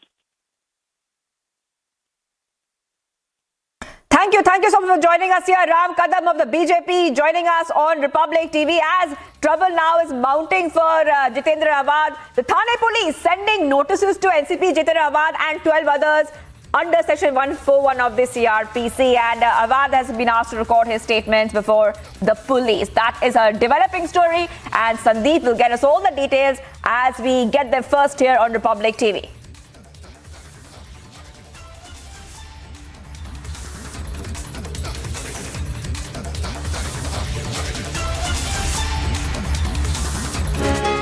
Today is the second day of Chief Minister Yogi Adityanath's visit to Mathura. He started the second day with the darshan of Lord Krishna. CM Yogi reached Sri Krishna Janmabhoomi early in the morning. Yogi Adityanath offered prayers at the Bhagwat Bhavan's birthplace. The Chief Minister had reached Mathura late in the evening on Tuesday.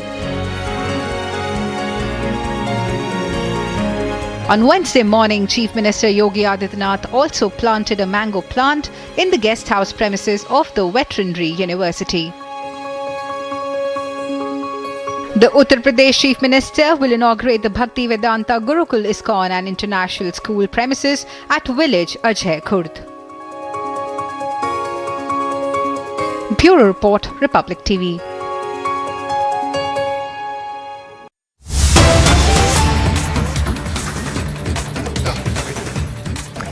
Viewers, the controversy over pro-poor quota gets bigger. DMK to file a review petition in the Supreme Court against the EWS quota verdict. DMK minister said DMK has been firmly standing against the EWS quota, but the verdict has gone against it.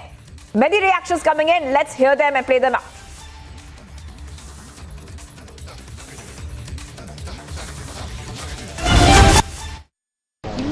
CM பேசிட்டாங்க அதுக்கப்புறம் ஒண்ணும் சொல்றதுக்கு ஒண்ணும் how we see that EWS reservation மட்டும் அந்த judgment மட்டும்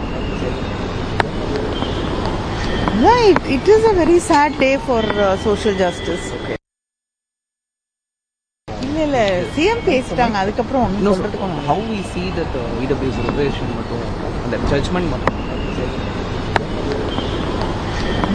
it is a very sad day for social justice. All right, let's go to Varshini. Varshini, DMK will be filing a review petition against the Supreme Court judgment on EWS quota. And we know that this is something that they had been planning to do, because once a verdict had come in, we spoke to DMK leaders on Republic TV and they said that they will take a legal route. Take us, what can we expect next on the story? Well, Shivangi, if you see, the DMK party is very, very strong and firm in its decision to fight against this verdict that has come out a couple days ago. And we also saw Chief Minister releasing a statement about how he will be discussing this with the important leaders of the party and also with the legal experts to decide on the next course of action. And now we come to know that, a review petition is going to be filed by the DMK party in the Supreme Court. They are going to, fight this out legally, and this happened after a meeting happened yesterday in the Secretariat, where the Chief Minister discussed the same with the legal experts and also important leaders of the DMK party. And now we are getting to know that it's not just DMK, but the DMK is also trying to make sure that all the like-minded parties are being brought together as the Chief Minister's statement. The Chief Minister also called for an all-party meeting on Saturday. Therefore, he is going to explain and ask all the parties to join with the DMK party. So DMK is basically trying to make sure they're able to garner a lot of support in this matter, and they are going to fight this out legally is what we are learning. Even the Water Resources Department Minister Durai Murugan, who's also the DMK party's secretary, he had mentioned about how they will not let this fight go down. They will definitely take it up because they have been fighting for this a long time back. And we also saw DMK MP Kanimuri saying that this is against the social justice. So the whole party is now ready to fight out this verdict that has come out, and they will one by one take up this legally, and that is the last option that is also with the DMK party, as the Supreme Court itself has given its verdict. Therefore, we'll have to see how this pans out for the DMK party, but as of now, legal route is the route that the DMK party is taking. Well, thank you, Varshini, for getting us all those details. Varshini getting us the latest right now. So what we can expect next is that DMK will be filing a review petition in the Supreme Court against the EWS quota verdict. Thank you, Varshini, and keep us ahead on that story. On that note, we are live and breaking this Wednesday, and much more coming up on the other side. We get to the fastest updates here. Many star campaigners descend onto the stage a day before Model Code of Conduct kicks in Himachal Pradesh.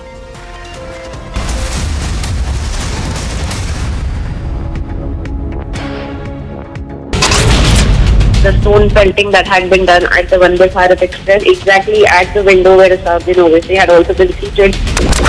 Jitendra Rawat, yesterday he went into one of the theatres and he took law in his hand. He and his party workers beat up the viewers who were there sitting and watching the movie. The joint exercise, that's the Garud 7 being conducted in Jodhpur.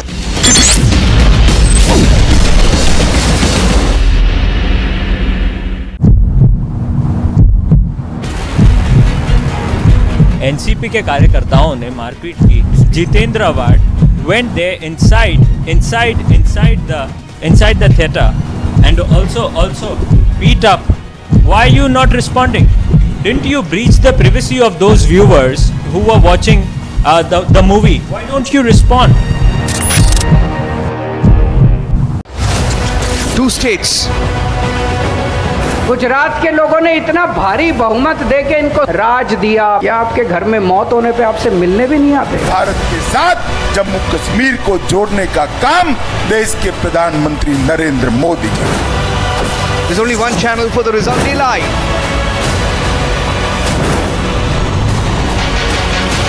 December 8 with Arnab. Fire broke out at the Indian Oil Depot at Patna's Sipara in Bihar in the late hours of Monday. Bus accident over there reported in Kupwara and Jammu and Kashmir. We're learning so far at least 20 people were injured. Kerala Union of Working Journalists is taking out a protest outside the Raj Bhavan against Governor Arif Mohammad Khan's comment of gagging two media groups in Kerala.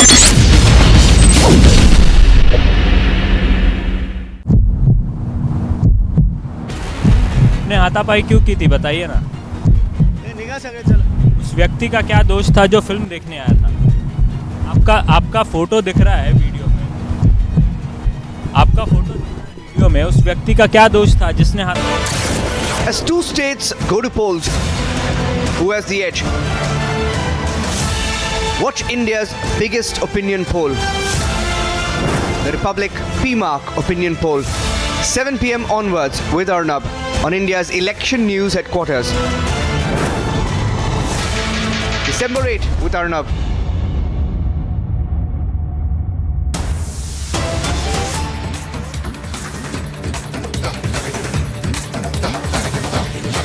Viewers, getting some more updates right now. Forces have foiled a terror attempt as forces intercept and border security forces shoot down Pakistan drone in Firozpur. And the visuals of that drone on your screen as well. The Pakistan drone has been intercepted and shot down. Our forces have acted extremely quickly and promptly, and they have foiled another terror attempt. And forces have intercepted and border security forces have shot down the Pakistani drone in Firozpur. And those are visuals as well we are getting for you right now. Let's go to Gursimran. Gursimran, we are seeing one more attempt by Pakistan. And this time, again, our forces have acted quickly and they have shot down that drone. Gursimran, what are the details you're picking up? See, it was yesterday night at around 11:30 when a Pakistani drone tried to enter the Indian territory, and when the BSF Jawans heard the drone sound, they fired at the drone.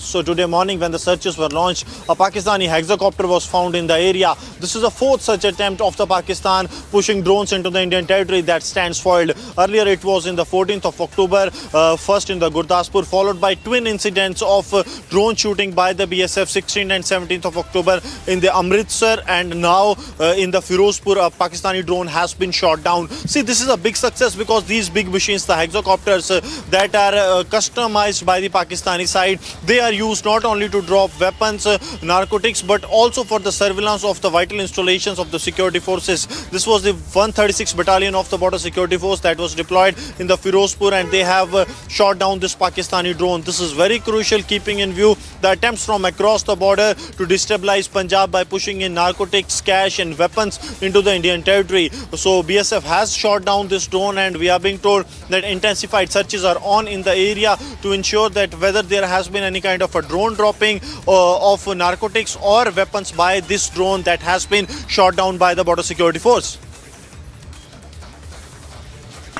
Right, thank you Gursimran for getting us all those details. Gursimran getting us details and exclusive visuals of the Pakistani drone intercepted and shot down by our forces. Thank you Gursimran. And let's have a look, viewers, at what else is making news today across India.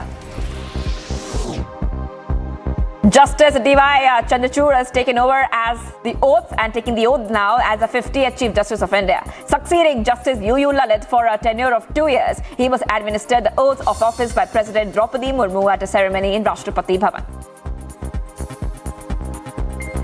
Yeah. Do swear in the name of God Do swear in the name of God that I will bear true faith and allegiance to the Constitution of India as by law established. that I will bear true faith and allegiance to the Constitution of India as by law established. That I will uphold the sovereignty and integrity of India. that I will uphold the sovereignty and integrity of India. that I Union Home Minister Amit Shah will chair a high-level meeting of Intelligence Bureau officers over and across the country in the national capital to assess the internal security situation in the country. Threats of terrorism and the need for coordination are top priorities among central and state agencies. Kerala Governor has now legal advisor Advocate K. Jaju Babu and Counsel for Chancellor Advocate U. Vijay Lakshmi has now tendered resignation. After resignation, Raj Bhavan has taken Dr. S. Gopakumar as a new counsel to the Kerala Governor's office. Massive protest conducted by BJP against Satish Jarkiholi's anti-Hindu statement. MLA Sasikala has now leading the protest, and BJP workers are smearing black ink on Satish Jarkiholi's posters, demanding an apology for the statements he has made, which has hurt the Hindu sentiments. ಅಕ್ಷಮ್ಯ ಅಪರಾಧ ಹಿಂದೂಗಳಿಗೆ ಅಪಮಾನ ಮಾಡುವಂಥ ಈ ರೀತಿ ಹೇಳಿಕೆ ಅದಕ್ಕೆ ಮತ್ತೆ ಆಗಲ್ಲ ಹೀಗೆ ಅಂತ ಮಾತಾಡೋದು ಸರಿಯಲ್ಲ. ಮೊದಲು ಕ್ಷಮಾಪಣೆಯನ್ನು ಕೇಳಿ ಇನ್ನೊಂದು ಈ ರೀತಿ ಮಾತನಾಡಲ್ಲ ಅಂತೇಳಿ ಹೇಳಬೇಕು ಅಂತೇಳಿ ಒತ್ತಾಯ ಮಾಡಿ. Former Karnataka CM Yediyurappa hits out at Satish Jarkiholi as he insulted sentiments of Hindus, and it is a crime to disrespect religious faith, whereas Yediyurappa also demanded an unconditional apology from Satish Jarkiholi.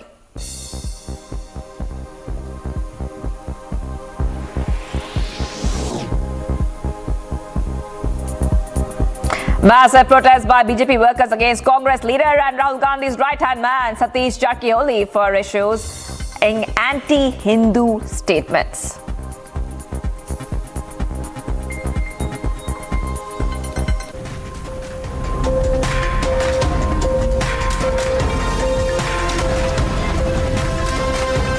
Viewers, coming up on the other side, fight for Himachal heats up as a hill state goes to polls on November 12th.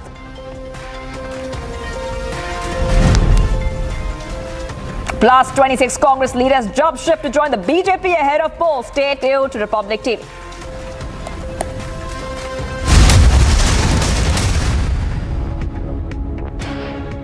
In the latest Indian university rankings announced by QS, the world's leading university rankings organization, India's #1 ranked universities in various categories are IISc Bangalore, IIT Bombay, University of Delhi, University of Calcutta, and Amity University.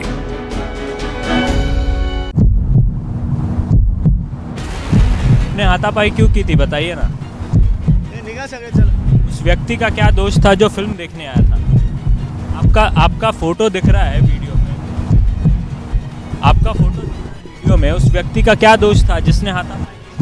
This is the NCP worker who was there with Jitendra Wad. He is not in fact responding to the question.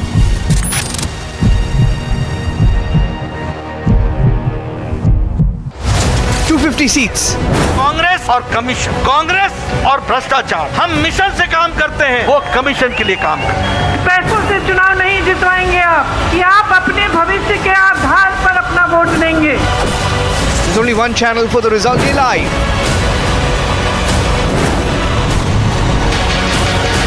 December 8 with Arnab. The stone pelting that had been done at the Vande Bharat Express, exactly at the window where Assaduddin Owaisi had also been seated. Jitendra Wad, yesterday he went into one of the theatres and he took law in his hand. He and his party workers beat up the viewers who were there sitting and watching the movie. The joint exercise, that's the Garud 7 being conducted in Jodhpur.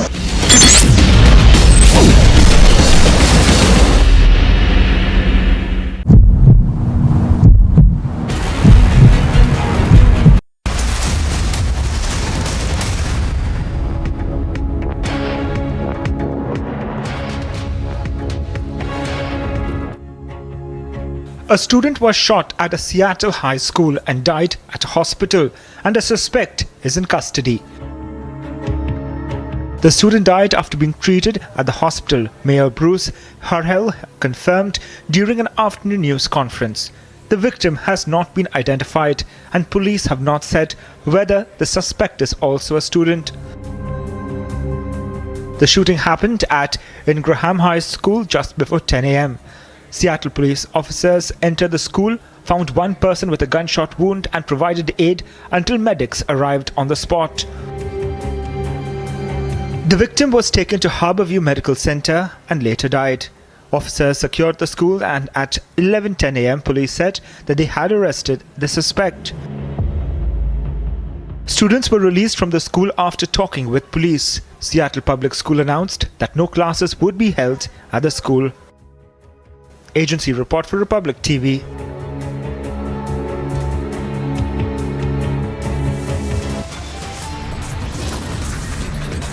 Supreme court तक जिसका फैसला हो चुका है, जो 6 साल से दोहरा रहे हैं, फिर आज उसी को दोहरा रहे हैं, कोई नए तथ्य और मुद्दे इनके पास है भी नहीं।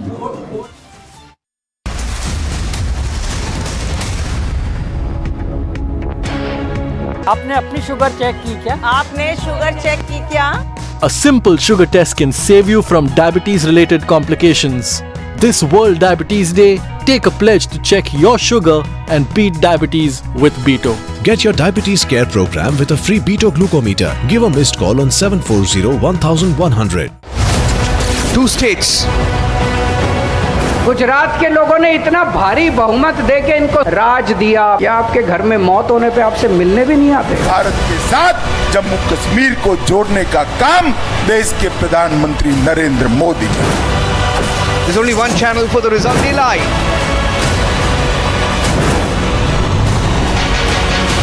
December 8 with Arnab.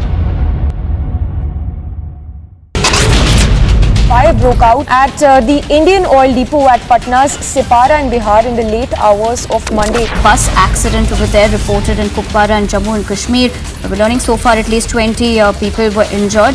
Kerala Union of Working Journalists is taking out a protest outside the Raj Bhavan against Governor Arif Mohammad Khan's comment of gagging 2 media groups in Kerala.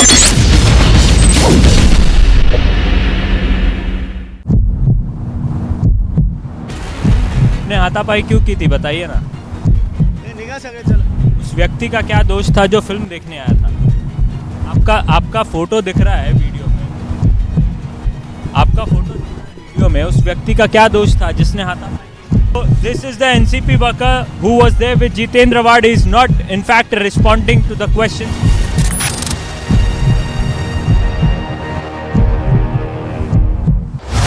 250 seats. Congress और कमीशन, कांग्रेस और भ्रष्टाचार, हम mission से काम करते हैं, वो commission के लिए काम करते हैं। पैसों से चुनाव नहीं जितवाएंगे आप, कि आप अपने भविष्य के आधार पर अपना वोट देंगे। 2 states.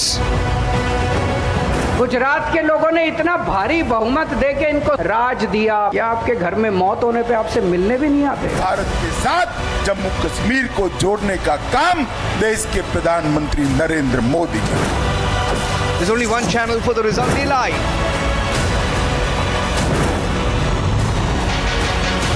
December 8 with Arnab.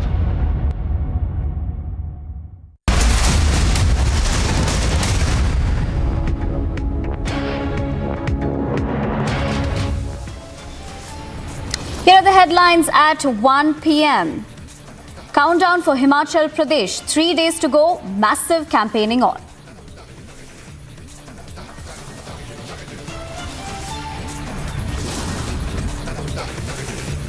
Top brass of political parties in Himachal Pradesh. Prime Minister addresses one rally, one more to go.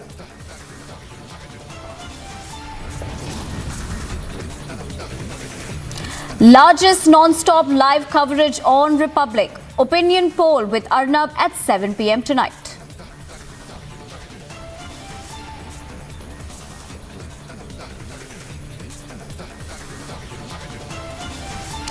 DMK to review petition, file a review petition against EWS SC verdict.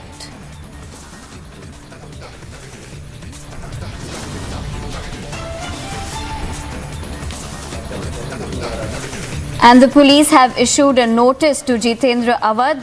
Now remember, he of course had assaulted a cinegoer. So in connection with that particular case, the latest update being that the police have sent a notice to him.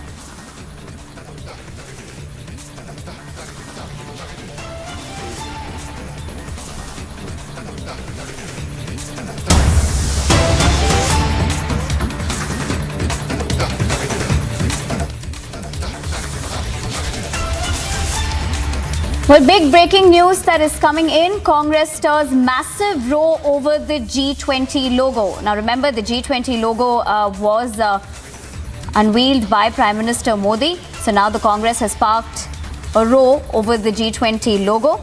We'll try getting more inputs about that, but this is the latest news that is coming in terms of the fact that the Congress has sparked a row over the G20 logo, considering that the logo has a lotus symbol on it.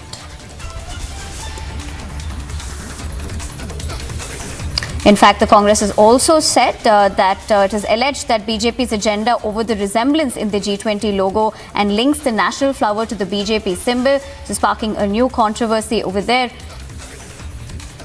For more information on this, we have our senior executive editor Abhishek Kapoor also, who will be joining us from the Delhi newsroom to give us the latest. But that is the fact that the Congress has sparked a row over the G20 logo.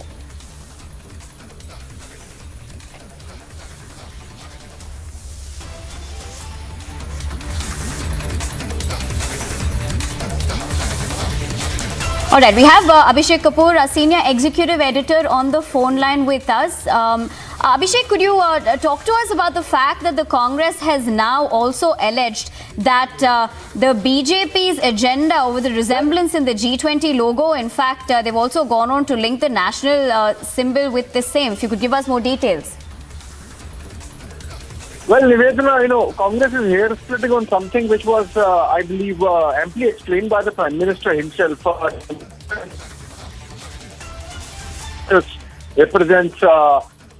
Represents strength to come out of his struggles, given the fact that Lotus stands in muck and yet retains its grace. And then he suggested that the 7 leaves in the Lotus represent.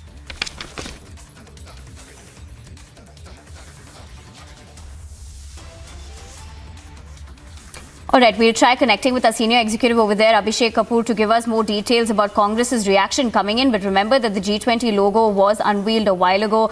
And the fact that now the Congress is alleging BJP's agenda over the resemblance in the G20 logo, in fact, also linking it. But talking about this G20 logo, Prime Minister Modi also did react about this G20 presidency that India will be hosting. Let's listen in to what the Prime Minister had to say. The symbol of the lotus in the G20 logo is a representation of hope in these times. No matter how adverse the circumstances, the lotus still blooms. Even if the world is in a deep crisis, we can still progress and make the world a better place. In Indian culture, both the goddesses of knowledge and prosperity are seated on a lotus. This is what the world needs most today. This is why in the G20 logo, the earth is placed on lotus too. The 7 petals of the lotus in the logo are also significant. They represent the 7 continents. 7 is also the number of notes in the universal language of music. Well, we also have a senior executive editor, Abhishek Kapoor, joining us for more on the story. Now, Abhishek, as we were also pointing out earlier, in fact, the Congress General Secretary Jairam Ramesh has also attacked the BJP for using the party logo for India's G20 presidency. How do you see it? Because on the other hand, of course, the fact that India will be also hosting the G20 in itself is a huge moment of pride. But of course, politics coming into this as well.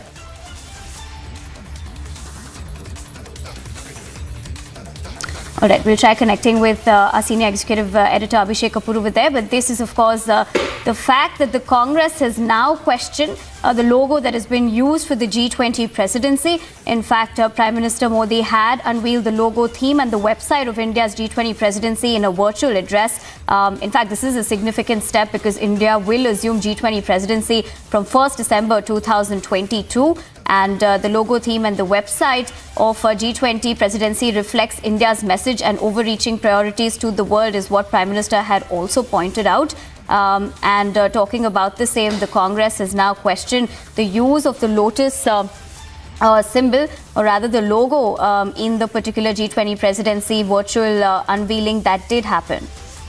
For more on this, we're cutting across to Abhishek Kapoor, our senior executive editor, who's getting us the latest on this. Abhishek, like I was asking you earlier, in terms of the fact that there are reactions coming in, also we've seen Congress General Secretary Jairam Ramesh had attacked the BJP for using its party logo for India's G20 presidency. But on the other hand, it is a moment of pride for India to be hosting an event of this stature.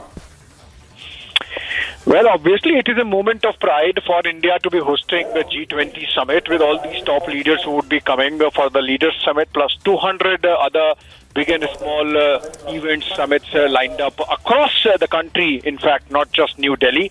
But this unnecessary controversy with the Congress party hair splitting on the symbol. Remember, Prime Minister had very clearly explained yesterday while releasing or revealing the logo that the 7 petals of the lotus on the logo represent 7 continents. 7 is the number of notes in universal language of music, and that those notes have to come together to create perfect harmony, and that is the reason why a lotus with those 7 leaves has been taken. Also, he said that a lotus represents a message of hope in dark times, given the fact that a lotus blooms in muck and yet retains its grace.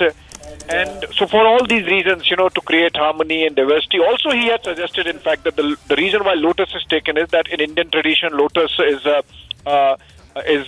flower on which both the goddesses of wealth and wisdom, Goddess Lakshmi and Goddess Saraswati respectively, are seen on lotus in the images. So I think he was connecting the imagery and gave that explanation. But for the Congress party to, in the lotus, see only the BJP symbol, I think because of the saffron and green that is there, obviously it is for the BJP to respond. But Prime Minister, I think they're making it amply clear that lotus has been taken because it represents harmony within diversity, and also that it gives a message of hope. Abhishek, also talking about this, the fact that before the 2 states assembly elections is what the Congress is also alleging. This is in a way a political agenda of the BJP. So how do you view that? Well, remember there was a professional, I have to explain to the viewers how this logo was arrived at. So there was a competition where public participated, and also that there was a professional agency coordinating it. I believe, or the entire publicity would be taken care of by a professional agency like McKen Erickson, if I'm not wrong. And in that sense, I think the government had a minimal role. Forget about the BJP.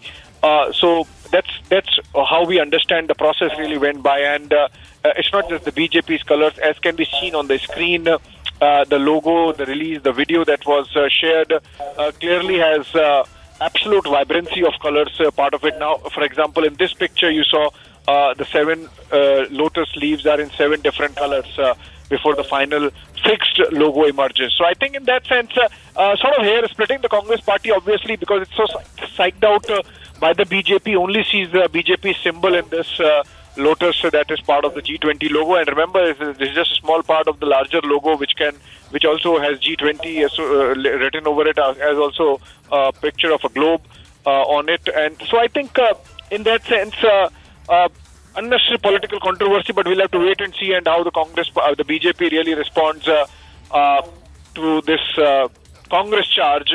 But Prime Minister there, I think, very clear about why the lotus finds its place in the G20 logo that he revealed yesterday. Right, Abhishek. Thank you for joining us with all those details. But we also had reactions coming in. In fact, Hardeep Singh Puri also did tweet regarding this after Jairam Ramesh had earlier tweeted. If you could take a look at that particular tweet that was also put out by Hardeep Singh Puri. All right, we'll come back to that. But we have Maninder Singh Sirsa of the BJP joining us on the phone lines. Mr. Sirsa, thank you for talking to us on Republic TV. Your first reaction about the fact that, Jairam Ramesh has hit out now at the BJP, also alleging that this is a particular agenda right ahead of the polls and linking the logo at the same time. देखिए ये तो एक I think Jairam Ramesh ji का tweet बड़ा immature tweet है. उनको information ही नहीं है कि लोटस जो है नेशनल फ्लावर पहले से है और कोई आज बीजेपी ने कोई ऐसा काम नहीं किया. हाँ, एक नेशनल फ्लावर को अपना सिंबल माना ये तो अच्छी बात है, लेकिन उनको ये जानकारी नहीं है रमेश जी को कि जो वो बता रहे हैं उसका इतिहास क्या है और किस तरह से देश की सरकार ने, जबकि सरकार भी कांग्रेस की थी, इसको नेशनल फ्लावर का दर्जा दिया हुआ है. और आज अगर भारत की बात दुनिया में जाती है तो मुझे नहीं समझ में आ रहा कि उनको ऐसी प्रॉब्लम क्यों हो रही है. और उनकी जानकारी, वो तो देश जोड़ने की बातें कर रहे थे, ये तो तोड़ने वाली बातें हैं. एक तरफ वो ये देश जोड़ो यात्रा निकाल रहे हैं, दूसरी तरफ खुद ही जो उन्हीं की सरकार द्वारा मानित चीजें हैं उन्हीं को मानने को तैयार नहीं.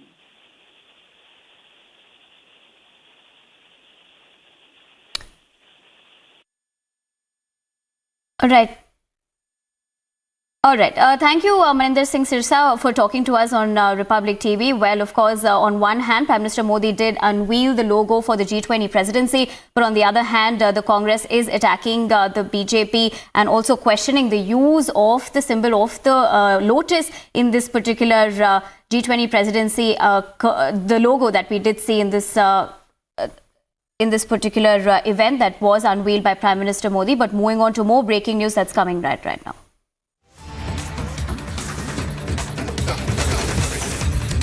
Well, the big news that's coming in right now is that bail has been granted to Sanjay Raut by the special PMLA court. Now, that is the big breaking news that is coming in at the moment. Bail has been granted to Sanjay Raut. Now, the PMLA court has granted bail to him. We're, of course, going to be getting more details and inputs about this. But the big breaking news that is coming in at the moment is that Sanjay Raut has been granted bail. In fact, this is in the money laundering case pertaining to the Patra Chaul redevelopment project. And bail has been granted to Sanjay Raut. Now, a special court, of course, in Mumbai has pronounced its order today.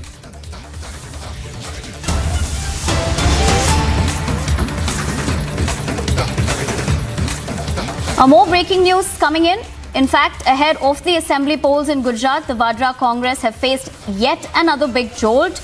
Right ahead of the Gujarat elections, in fact, Congress MLA from the Talala constituency in Gujarat, Bhaga Bharat, has tendered his resignation from all posts of the INC to Governor Acharya Devrat. So that is the big news that is coming in. A huge setback for the Vadra Congress right ahead of the assembly polls in Gujarat.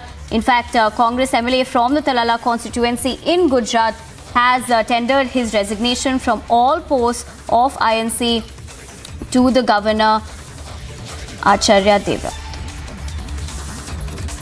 For more information on this, we have Priyanka, who's joining us to give us the latest inputs. Priyanka, coming to you, of course, is a big setback for the Congress, in the fact that the Gujarat elections is around the corner. If you could give us more details about the fact that the senior person from Gujarat Congress has now resigned just ahead of the Gujarat elections. Yes, absolutely. We have seen over the past 48 hours itself, Nivedana, that several senior leaders of the Congress party in the state level have tendered their resignation and have in fact joined the BJP. In fact, just yesterday, less than 24 hours ago, we had seen another Congress MLA of Chota Udaipur, Mohan Singh Rathwar, as well, who had tendered his resignation from the Congress party, from all the leadership positions as well, and had joined the BJP. And now today we are seeing that Bhagwan Barad from the Talala constituency, in fact, has also tendered his resignation to Jagdish Thakur, the Gujarat Pradesh Congress Committee chief, and he has in fact gone to the BJP office and has joined the party as well, and he will be contesting the election. All right, we also have more breaking news coming in.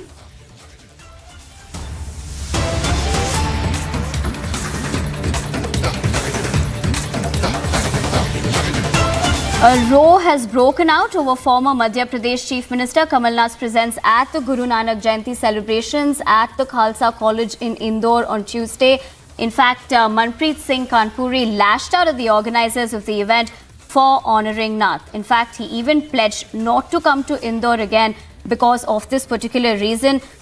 So that is the huge controversy that has now come out because of the fact that former Madhya Pradesh Chief Minister Kamal Nath was present at this Guru Nanak Jayanti celebration that was conducted at Khalsa College in Indore. In fact, you can see those visuals as well of this particular event. On the other hand, Manpreet Singh Kanpuri lashed out at the organizers of the event for going ahead and honouring Nath. In his particular reaction as well, he's even pledged not to come to Indore again because of this particular reason. And now there's also a reaction coming in. Let's listen it. मैंने भी सुना उनका आदरणीय मनप्रीत सिंह जो कानपुरी हैं कीर्तनकार, उनकी पीड़ा मैंने देखी है और सुनने के बाद मैं खुद भी द्रवित हुआ। लेकिन उनसे मेरा आग्रह है कि एक व्यक्ति की या कुछ लोगों के कुकृत्य की सजा पूरे इंदौर को नहीं मिलना चाहिए। मैं इंदौर का प्रभारी मंत्री भी हूं। कुछ लोगों ने गलती की है, चंद लोगों की गलती है, खामियाजा पूरा प्रदेश भुगते, इंदौर भुगते। ऐसा नहीं होना चाहिए। मैंने भी सुना कि टायर गले में डाल के जलाए गए 84 के दंगे के गुनहगार, इसलिए वो पुनर्विचार करें अपने निर्णय पे और आए Indore. Well, that is of course reactions coming in after the fact that Kamal Nath was seen at this Guru Nanak Jayanti celebrations at Khalsa College in Indore. You can in fact see those visuals as well on your screen. Now with the fact that former Madhya Pradesh Chief Minister Kamal Nath did attend this particular event, on one hand Manpreet Singh Kanpuri lashed out at the organizers of the event for honouring Nath. In fact, he even pledged to not go to Indore again because of this very reason. Earlier, we also saw BJP's Majinder Singh Sirsa also react on this, saying that, a person who's guilty of the 1984 massacre was honoured knowingly and unknowingly. And of course, on the other hand, Manpreet Singh had opposed the same. And he also went on to comment that there is so much of trouble in the minds of the Sikhs that the murderers still roam freely. So those are the reactions coming in after the fact that Kamal Nath was seen at the Guru Nanak Jayanti celebrations that was conducted at the Khalsa College in Indore on Tuesday. And Manpreet Singh Kanpuri also said that he will not go back to Indore again because of this very reason. He also lashed out at the organizers of the event for honouring Kamal Nath's presence at this particular event.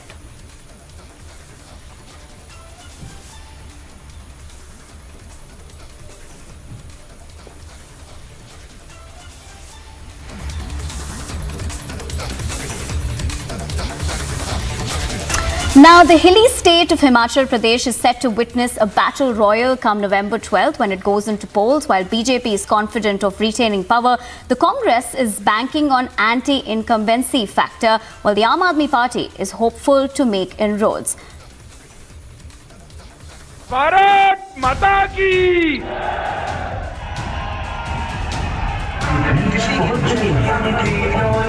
मैं आपसे पूछना चाहती हूँ, आप में से कितनों को रोजगार? Come November 12th and the hilly state of Himachal is set to witness a cracker of an election. Bharat माता की, भारत माता की। Though the real fireworks will be witnessed a month later when the results are out. The contenders, BJP, confident of retaining the hill state.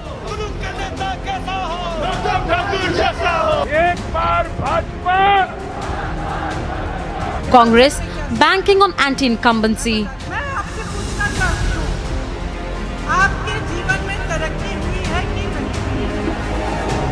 नहीं हुई है? आप में से कितनों को रोजगार मिला है पिछले 5 सालों में? And the nascent AAP trying to bite into both the BJP and Congress's vote share.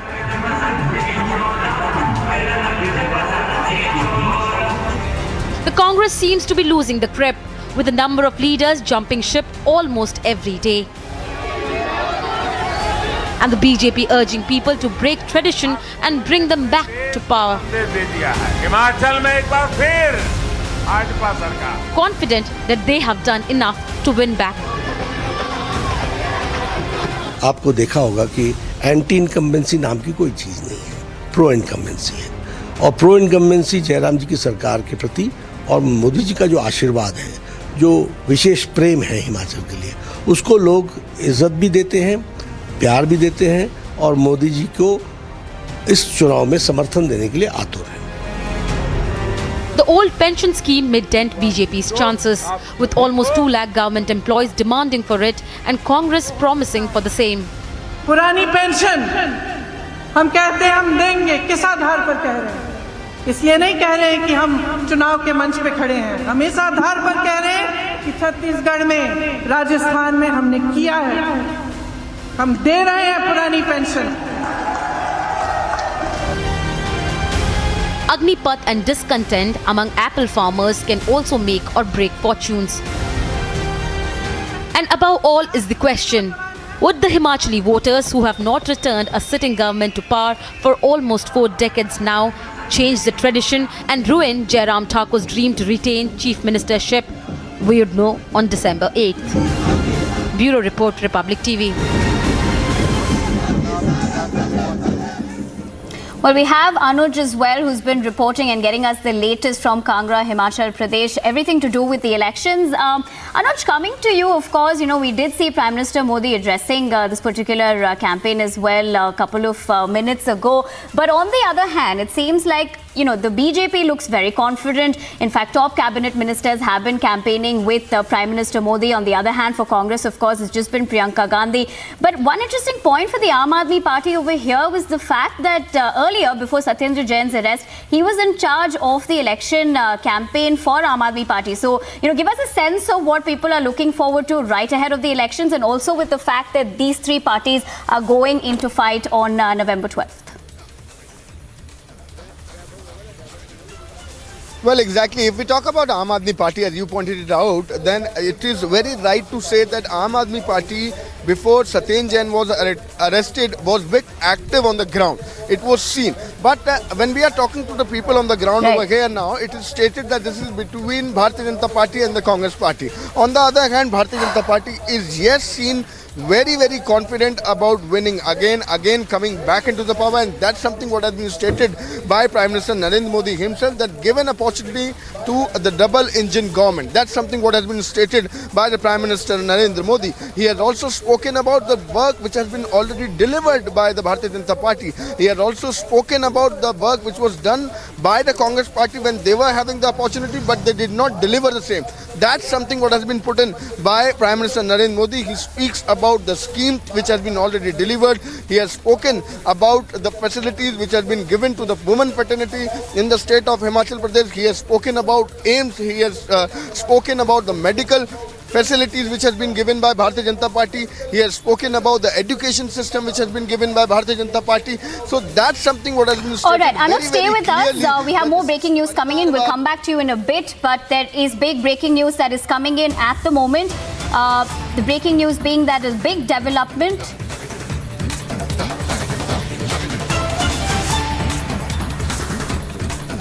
Big development in the West Bengal coal smuggling case. We're learning so far is that ACP Kaligat Shantanu Biswas is being questioned by the Enforcement Directorate in Delhi. So that is the big breaking news that is coming in. Big breakthrough in the West Bengal coal smuggling case, where we're understanding now that ACP Kaligat Shantanu Biswas is being questioned by the ED in Delhi. All right, so this is the ED which is questioning ACP Kaligat in the coal smuggling case. We'll try connecting to our correspondents as well. In fact, we have a senior editor, Shavan Sen, joining us on the phone lines. Shavan, good afternoon. Can you give us more details about this big breakthrough that is coming in, that the ACP Kaligat Shantanu Biswas is being questioned by the ED in Delhi? All right, we'll try connecting with our senior editor over there, with Shavan Sen once again. But this is the latest that we're picking up in the West Bengal coal smuggling case. Now, the ED has tightened its noose as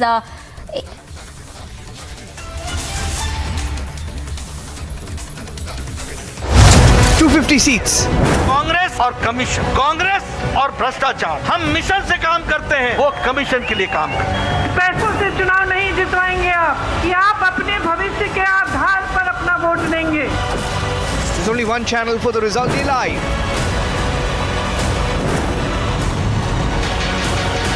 December 8 with Arnav. The stone pelting that had been done at the Vande Bharat Express, exactly at the window where Assaduddin Owaisi had also been seated.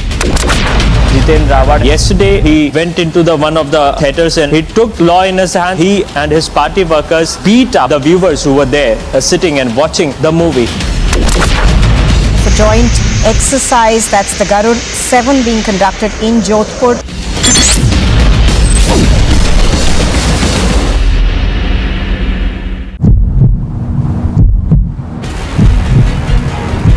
NCP के कार्यकर्ताओं ने मारपीट की. Jitendra award went there inside the theatre and also beat up. Why are you not responding? Didn't you breach the privacy of those viewers who were watching the movie? Why don't you respond? 2 states. Gujarat के लोगों ने इतना भारी बहुमत देके इनको राज दिया, या आपके घर में मौत होने पे आपसे मिलने भी नहीं आते। भारत के साथ जम्मू कश्मीर को जोड़ने का काम देश के प्रधानमंत्री Narendra Modi ji. There's only one channel for the result day live.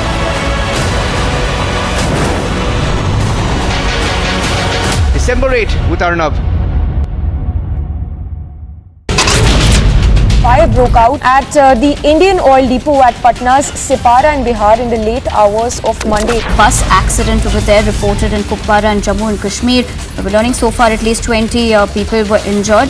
Kerala Union of Working Journalists is taking out a protest outside the Raj Bhavan against Governor Arif Mohammad Khan's comment of gagging 2 media groups in Kerala.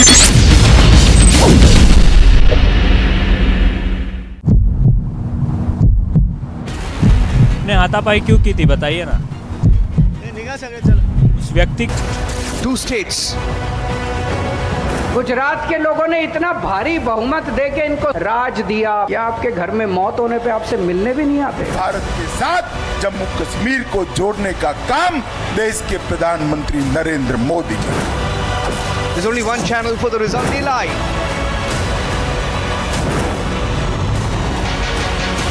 December 8 with Arnav.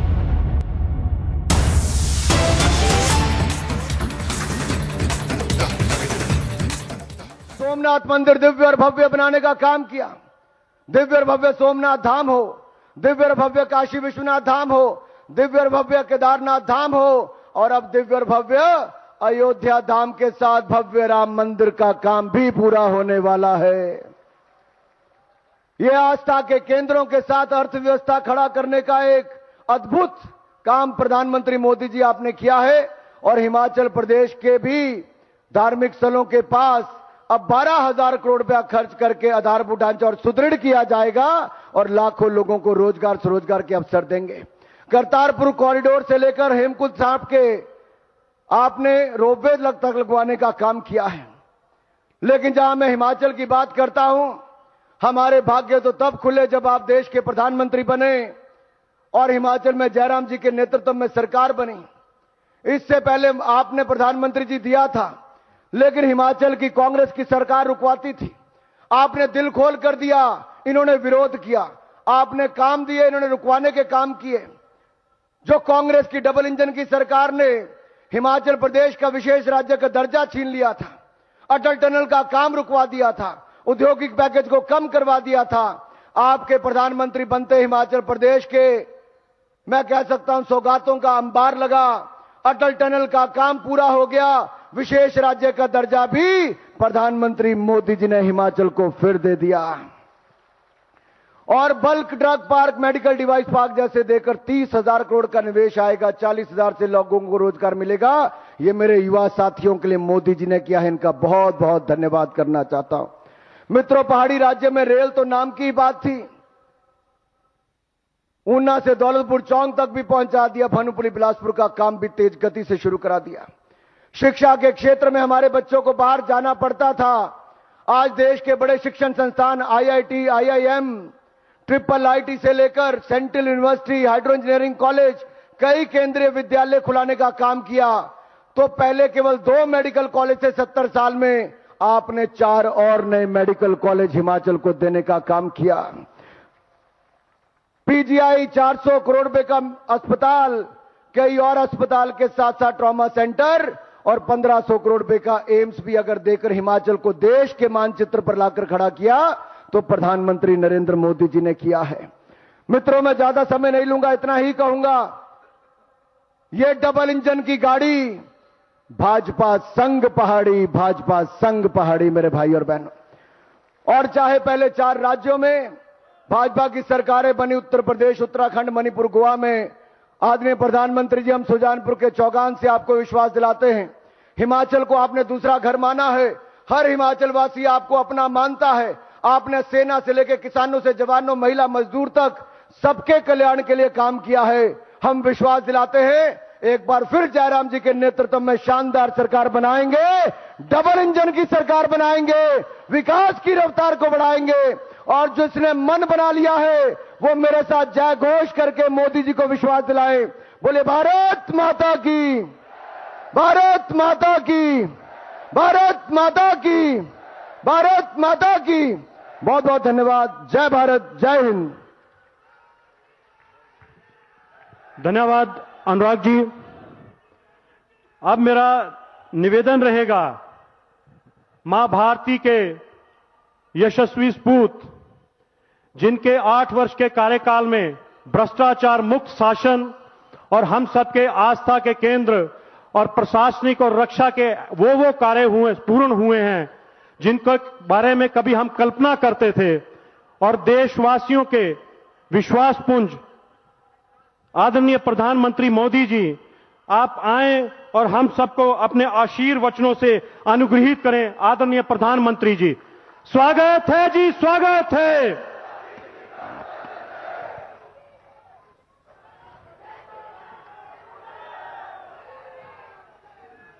Bharat माता की, भारत माता की, भारत माता की। तुहां सारे हमीरपुर आलिया जो मेरा प्रणाम। अज बिंजो तुसा सारे लोकां दा आशीर्वाद लेने का मौका मिला। यह मिंजो दाई बड़े ही सौभाग्य की गल है।